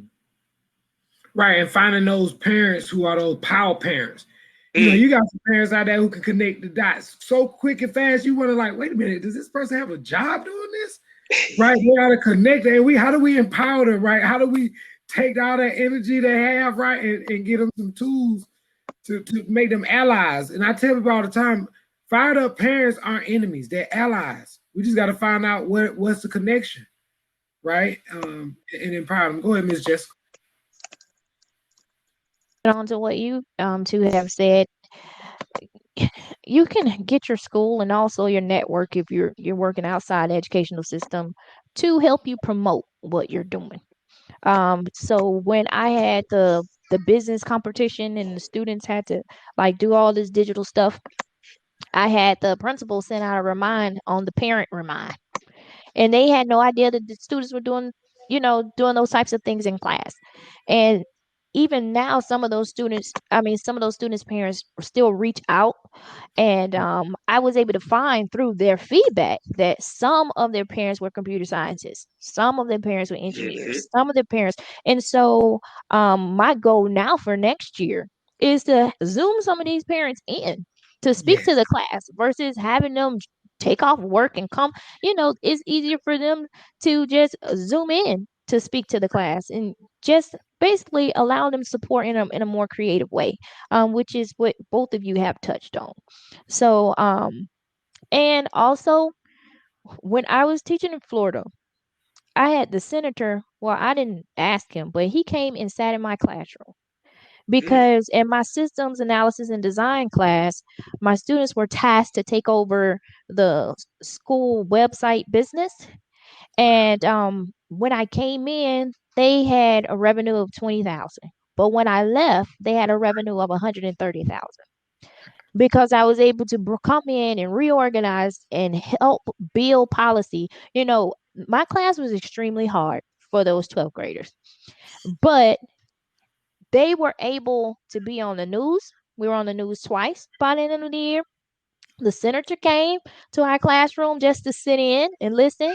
We had principals come in from other districts while I was in Florida, and it set them up to go on into college. I wrote letters for college, and it kind of helped boost them in for scholarships and things like that.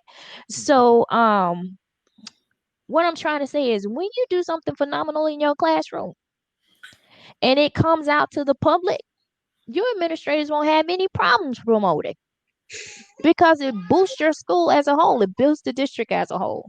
So that's another way that can help build a program. So yeah, that's what I have. Well, that's all on point. You all are. I'm glad you all joined my session. I don't know if I could have had a conversation by myself like this, so I really appreciate it.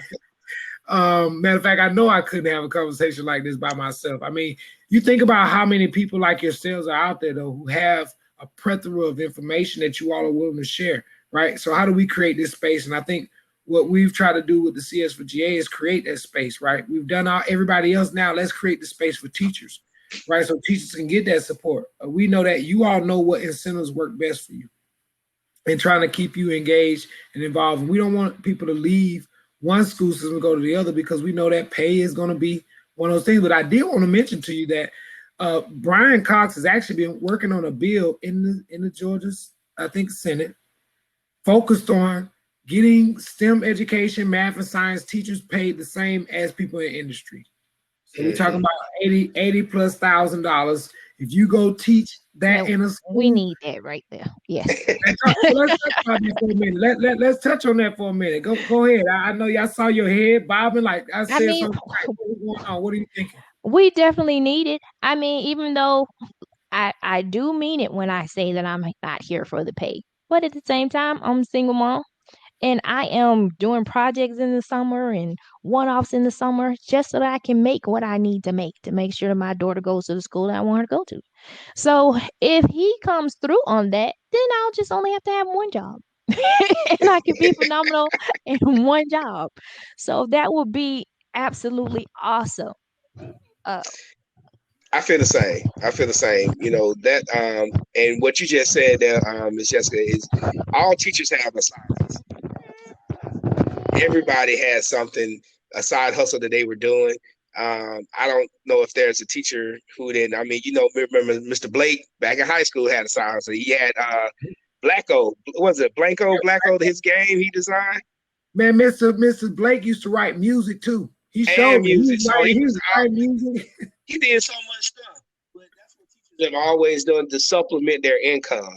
So if, you know, I had a discussion, I have a lot of educators in my family. We talk about this all the time. If the starting pay for a teacher was at least $50,000 to start, if starting pay was $50,000, I believe teachers would go even further with what they already do in their classrooms. And if it was higher than that, especially when you're on the technical side, they will go farther as well, because the stress of corporate is real, which is why I left corporate and went into teaching, because I wanted my summers off and spring break and all that stuff too. And I was like, look, I can work for 10 months and be off for 2. Why not? And I can spend that 2 doing what I want to do. I was doing that. But at the same time, you know, I was afforded an opportunity that some of my colleagues didn't necessarily have. Not all teachers do have a side hustle. And Miss Jessica she's a single mother. You have children, you got car payments, you got house notes, you got all these different things that are happening. And you know, sometimes it gets down to a life decision. Okay, am I going to go back to corporate to sustain life for myself and my family, or am I going to remain in school? And I was fortunate enough, you know, with a two parent income, we could combine our stuff. And so that was literally like for the last 2 years that I was teaching, you know, that would be the thing I would say to not just to the students, but to the administration as well. I was like, I'm here because I want to be here, not because I got to be here. So to go in the classroom with that type of mindset and that you teach differently. That's true. You teach differently. And so if they have financial security, you will have some teachers that will just, you know, do some awesome stuff. So I hope that does go through. But then that's where you also can bridge the gap and make grade school teachers fellows. Like my wife right now, she's at Auburn University, and for the salary she wanted, Auburn had to make her a fellow with Philpott Stevens, is a company over by Auburn University, to supplement that. That's something that we could actually do with schools, with the local companies that are there. You know, you are a Target fellow at the school, so that means you get an extra $3,000 bump to your salary. You know, we can be creative to think about stuff like that. So it's not a handout. You know, we're not dependent on the government to give us the money. You know, there are Walmarts, Targets, whatever store, food. I mean, McDonald's, whoever. You could be just like they got McDonald's All-Star athlete. You have a McDonald's All-Star teacher. That's absolutely true. Not to cut you off, but that's absolutely true. And the companies that you name right now, because I'm always looking, they're looking for instructional designers because they do have training programs.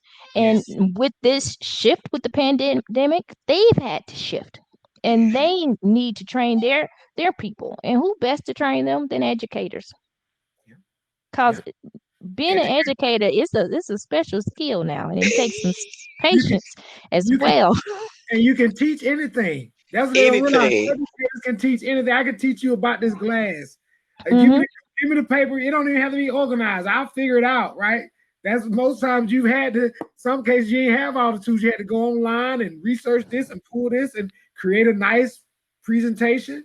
So, I mean, I'm right along with you all. I mean, you hit on some very critical things that I think we definitely need to follow up on. And I just want to let our attendees know, thank you for joining us. We're just having a dialogue. This is an unconference session. Any comments, any feedback, any questions you have for us, please put it in the chat box, or you can click on your screen and join our conversation. This is, I'm just facilitating the dialogue so that we can continue to do a better job here in the state of Georgia. And I did want to mention, if you click on the Teach Lead or on that logic model, we won a grant to participate in the Smithsonian Shell STEM Education Summit 2 years in a row, and they actually chose Georgia, our model, as the model for the entire country. Okay, so I would like for you all to go to that, look at that, give us some feedback on that. Again, join our table topics by clicking on the link on a table that says table topics and shared resources to be able to go to our Padlet to leave any websites, any apps, any tools that you all are using to be able to navigate in this blended learning virtual space, or even how do we continue to attract new teachers in our pre-service program or industry professionals who came back in. I mean, that's the route I came in. I came from being an entrepreneur and say, you know what, I need to be in front of some young people earlier because they need to see what it's like and not just be a coach, nothing against coaches, but I wanted them to see somebody who was serious and cared about education. And while I was there, I was able to go back to school and get my master's degree in brain research and get a 3.8 GPA. So it was an exchange. They did something for me and I did something for them, and it was able to sharpen up my skills. And so I just want to encourage all of us. One of the things I haven't put on my Bitmoji, but I will, is that Microsoft also has a free training for teachers. Like you can get your Microsoft 365, MOS, you can go all the way up to Security Plus, free, and they'll help you with placement. But what I like to do is what you all talked about with the whole fellows program is look at some of these tech companies. I know you all heard the announcement about Google coming with all these jobs. Well, who's going to prepare that talent pipeline, not only for the big name tech companies, but also for our smaller entrepreneurs? Georgia and Atlanta is one of the hubs for largest ecosystems in the top 30 in terms of entrepreneurs, right? They have to have talent, right? You can't be the number one business if you don't have a talent pool to sustain it, right? So speak to that a little bit. How do we talk about pipeline? Sometimes I don't really look at the pipeline because sometimes it's not cyclical. We need to think cyclical. That's why I say ecosystem, right? Mm-hmm. What are you seeing going well, and what are areas that we can improve on here to make sure that we're supporting a lot of these efforts? I think one of the things we just need to make sure we're intentional about what we're doing, and we make sure that we're vetting, the participants of the program. So if it's the pipeline that we're building, making sure that we're bringing partners to the pipeline to sustain the pipeline, that are going to sustain it and maintain the integrity of the pipeline. A lot of times you might bring in a partner and to something, and they're not able to. Not that they don't want to, but they're not able to sustain the pipeline in the way that you want to, and not be afraid to ask the partners for what we really want at the end of the day. Sometimes we lowball ourselves with what we know we need because we're afraid that they're going to say no. Well, the answer is no already before you even ask. So just ask the question. and put it out there. And what I'm finding with a lot of companies, like I've been like DoorDash in particular, we were able to coach them to support us, but we were meeting with other companies like Logitech, like Unity. They want to do so much more with schools than what people think they want to do with schools. And so with that, it's opening up way more opportunities because Unity and Logitech, they have the capacity to have those type of certifications to teach about hardware and software design and the different parts and pieces that are career opportunities that exist in the ecosystem. So just again, bringing the people that need to be brought to the table, but again, people that you can trust to maintain the integrity of the pipeline is what we need to do. So yeah, and that's what I've been seeing. That's what I've been hearing from a lot of companies that we've been talking to, or I've just gone to some of their. They've been doing a lot of Zooms like this and inviting people in and really trying to see. They want to go deeper because they have to train their talent. And so they want to support the people in the K through 12 so they don't have to do a lot of work. Once these scholars get out of high school or get out of college, they've already been prepared. And so they're coming on, they're wanting to come on board to make sure that they're guiding that practice to get young people ready. And then, it's something that jumped in my head too when we were talking about it. It'll come back to me. But again, just really looking at them to bring their resources to the table. So we can start talking about those certifications. Oh, I know what it was. So we always teach entrepreneurship and intrapreneurship. So you can start a company or you can go work for a company with the mindset that you run that company. Mm-hmm. And so you come out, when you go into a company like that, you're going to move up. And then eventually, if you really about it and that's what you want to do, you're going to move out and start your own. Right. And that's a good way to get it done. And that's a way to bootstrap yourself as well as you're going through and utilize in whatever company, the company, when I was going to school, being recruited for college, it wasn't about what I could offer the college. It was about what the college could offer me. So you got to look at a company the same way. Whatever company, what are they going to offer you? Are they going to give you opportunities to go back to school to get a master's degree? Are they going to, enrich your life? How are they going to enrich you? What kind of benefits do they have? So just really looking at that and making sure that those are the things that we're bringing to the students and to the teachers as well. Like I say, teachers want to do more. They love doing more. And I don't know, I've seen some of the most amazing things from a teacher's mindset than from an engineer's mindset. Right. Teachers have a lot of creativity and freedom to create that sometimes it's not in the engineering world. And if we can capitalize on that and then give them opportunities for them, like I said, that fellow, we're gonna have to trademark that or something. That's to get this fellows program going on, because I think it'll be amazing if we do that and do it's just gonna take off because students look at teachers too. And they like, I want to be a teacher, but you'll hear a lot of students say teachers don't get paid enough money. Right. Well, and I always told my students, well, I'm here not because of the pay, and I get money. And I used to put like my projects on the board so they could see this was a math class, so I was able to do it. And we track the progress of my projects, my budget, track my budget, see the money coming in and coming out, do the economics of it. And they really enjoyed that. And then they looked at me a little differently. They was like, oh, we just thought you were a teacher. Well, teachers, I am a teacher. Teachers are great. I am a superhero. You didn't know. My superpower is I make it happen. So, but, I think that support is needed to come in as well. Yeah, teachers are serial entrepreneurs. They just don't know it yet. And then many of them, it's not because you took a class, it's because you let your passion lead you and you know how to learn. I tell people as a teacher, you're the number one learner in the classroom. You just facilitate the learner, but you should be the number one learner because you got all these different perspectives that you can learn from, not just teach to. Any comments as we get ready to close out, because I want to give you all a chance to search around and attend some other sessions.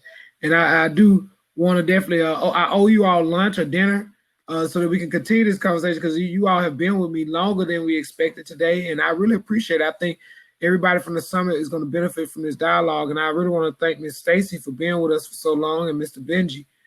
They stayed with us for the most part. But as we give you closing comments, what has been your takeaway from this summit and the session? And then as we think about moving forward, the CS4GA was created to create more equity for students of color, teachers of color being involved.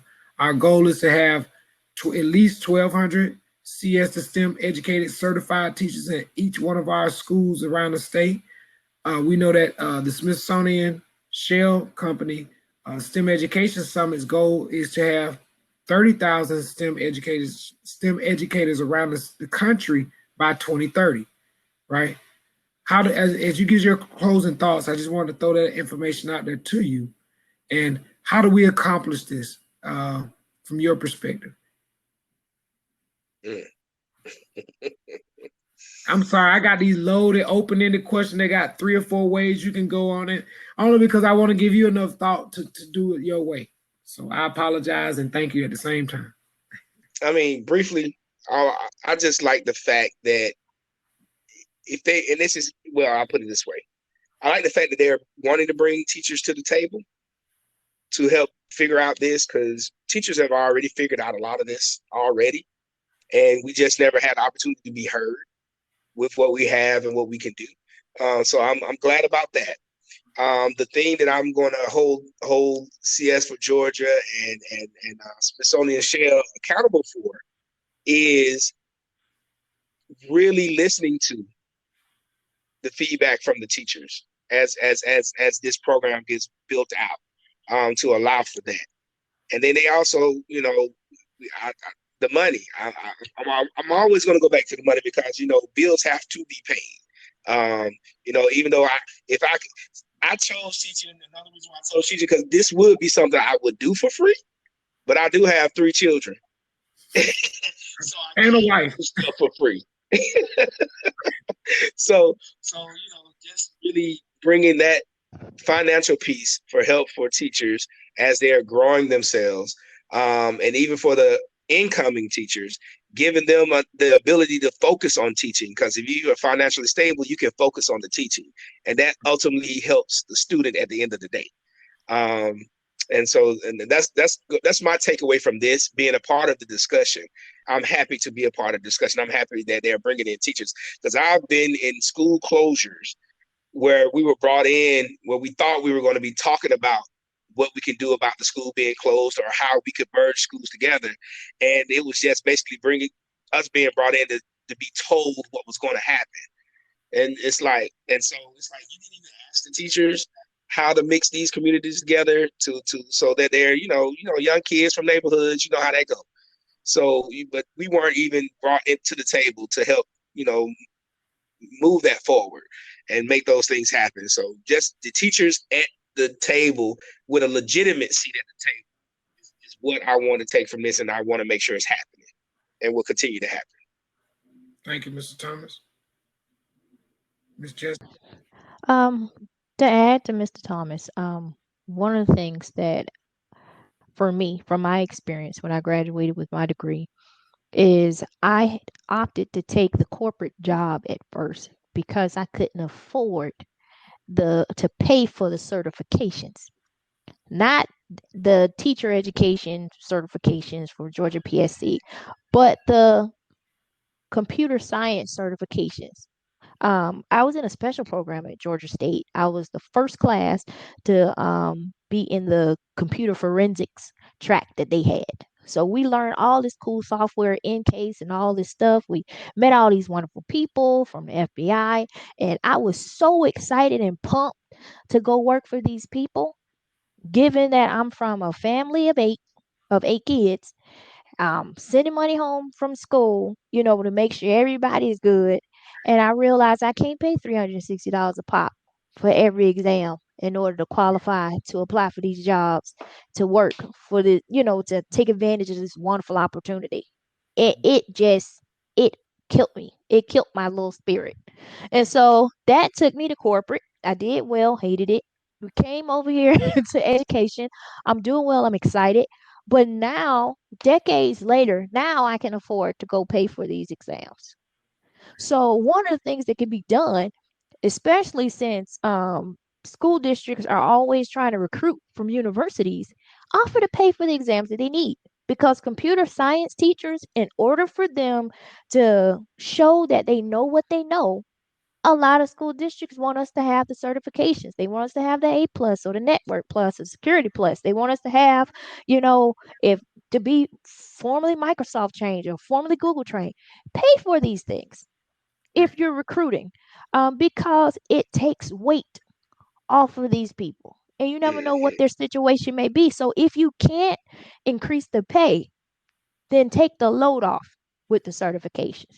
and consume some of those costs, because we know as educators, we don't make back what we put in order to be educators. So I would actually go that route. And I'm so thankful you mentioned those free exams, because I had no idea, but I've already paid for mine. But it may help somebody else if you expound on it a little bit more. Right. So, yeah, and that's so awesome. And like I said again, I appreciate you all. And there's more to come. Also, I just want to make one last announcement. We are planning a Georgia teachers gaming, esports, drones competition. And I will allow you to comment real quickly on that, because I know that I can't just do that and then walk away from the mic. But what are your thoughts on that? We're looking at September being the date, but we need people's support. We don't want to create this thing again, right? Because we realize that we reverse the learning, right? We have young people who are gamers, they understand it, and actually allow them to be the coaches, and then the teachers are teachers and parents. Somebody even said, well, let's let the schools create something, and then the best team from the school. I'm leaving it up to the committee, right? I'm gonna leave it up to the committee. I'm not gonna get bashed behind that. I'm gonna leave it up to the committee. But what are y'all thoughts as we close out and you all go check out some of the other sessions? What are your thoughts on that? You already know I'm all for it, and we talked a little bit about it. We're going to do it, and we have the conferences that we got going on in September. So you got to worry about the conference, where it's going to happen, when it's going to happen. We have that already. We just need to recruit the teachers, and I'm telling you right now, the most fun and engagement I've had with my students was the field day time, when it was the games with the teachers versus the students, or it was just the teachers competing and the students those were the best days, that I can think back on in my teaching career of having at the school. And it had a chance for the students to see the teachers in a different light, and then also strengthen the bonds between the students and the teachers as well.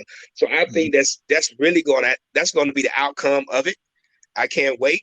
It's going to be cool to see, because some students don't even know who play video games, and that we're actually pretty good at them. So that's going to be fun to happen. So the recruitment is going to be key. And matter of fact, I'm going to let you know, Chucky, since we have our conference in June, that's the K through 12 conference. At both of our conferences, we're going to do a teaching track like this to talk about this kind of stuff. So because we want to bring teachers to the table so they can get this information. But we can start with June, officially opening up the registration for those teachers, so we can start getting those teams together, and we can leak it out before then, but that could be kind of where we can get into a room and let the teachers understand what games are going to be played and what they need to practice on, so they can get ready for the competition in September. I think that's going to be a whole lot of fun, and I think we can get some businesses behind sponsoring that stuff, and bring some things to the table. So that's going to be cool and fun to do. Yeah, and I think too, I wouldn't want to overlook the seniors who are going out this year, so maybe we can do a senior day where we actually have the teachers do something with them, just so we don't push, because they'll be mad at us next year. They be alumni, they want to come back. They like, y'all wait. So let's figure out if we can do something with the seniors leaving out, and even the retired teachers. And also looking at the teachers of the year, I think we need to engage the teachers of the year and the advisory, auxiliary teachers of the year, right? They really don't get a chance to do this fun stuff. So I think we need to invite them and ask them, to participate for CS4GA, but also be involved in the fun stuff that we're doing. Go ahead, Miss Jessica. I want to give you a chance to share. my takeaways, I'm just grateful that I popped in when I did, to hear all of the amazing things. And you kind of put me in shock when you put me on the screen, but it's okay.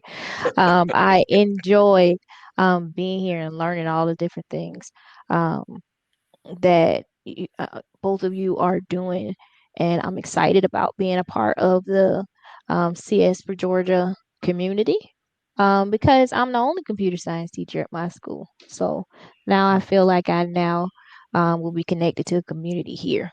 So my greatest takeaway is community. Um, Me as a computer geek, which I'm proud to be a computer geek. I mean, I always have an opportunity to find another computer geek, but not necessarily on this plane. And so I'm excited to be a part. Yeah. Awesome. Well, thank you all again for attending. the CS4GA Unconference, please come back and visit the CS4GA Community Hub as you see it there. I hope you all have enjoyed this conversation and dialogue. Feel free to reach out to any of us. We are here to be part of community and build community and communicate and bring others to the table. And like I said, I do want to have a follow-up lunch. Maybe we can do maybe some type of workshop. I mean, I love to visit a virtual something, or let's just figure out how we can support one another in this space, and even bringing young people. Like, I hope that your daughter and your children, Mr. Thomas, had a chance to see what we're doing here, and that the fact that we understand that we got to do some blended learning models. I don't think it's going to be either or. It's going to be blended. Some things we're going to need to do in person, some things we can do online. But for the most part, is who's missing from the table in these dialogues, right? Let's just make sure that we bring some people who are working with our special needs population early to the table, so that we can get this all communicated and answer all the questions that need to be answered. So again, thank you all so much. I've enjoyed my time today. This has been my second conference. I did something for CH Gillette. They had me there for Career Day, and I shared some stuff with them. If anybody wants to see the video that I showed earlier, you can click on the poster where the marker is. That's the video that I showed to open up our session. And again, if you have any questions, feel free to click on myself, and it'll actually take you to our website. Again, thank you all very much. Enjoy the rest of the summit and enjoy the rest of your day. And I look forward to speaking with you all soon. Have a great day. Thank you. Great to meet y'all.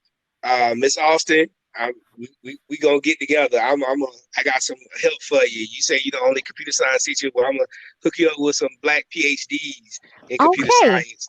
That's talk with your students, and some graduates in computer science program to work with your students as well. We're gonna make sure that I wrote it down. The Cab Path Academy. Yes. Is ready to go. We're gonna do what you need to do. I love what you're doing, and I want to make sure we're helping out and supporting it in every way that we can. Thank you so much. I'm Appreciate excited. you, Mr. Barlow. Thank you, sir. Thank y'all for showing up and showing out. I mean, I couldn't have dreamt of a better session today, and I hope that other Georgians and others outside of Georgia can take something from this session and do more community engagement themselves, because if we don't know, then how can we help? So again, let's continue to educate each other and work together. Thank you. You're welcome. Bye. All right. Y'all have a good one. You too.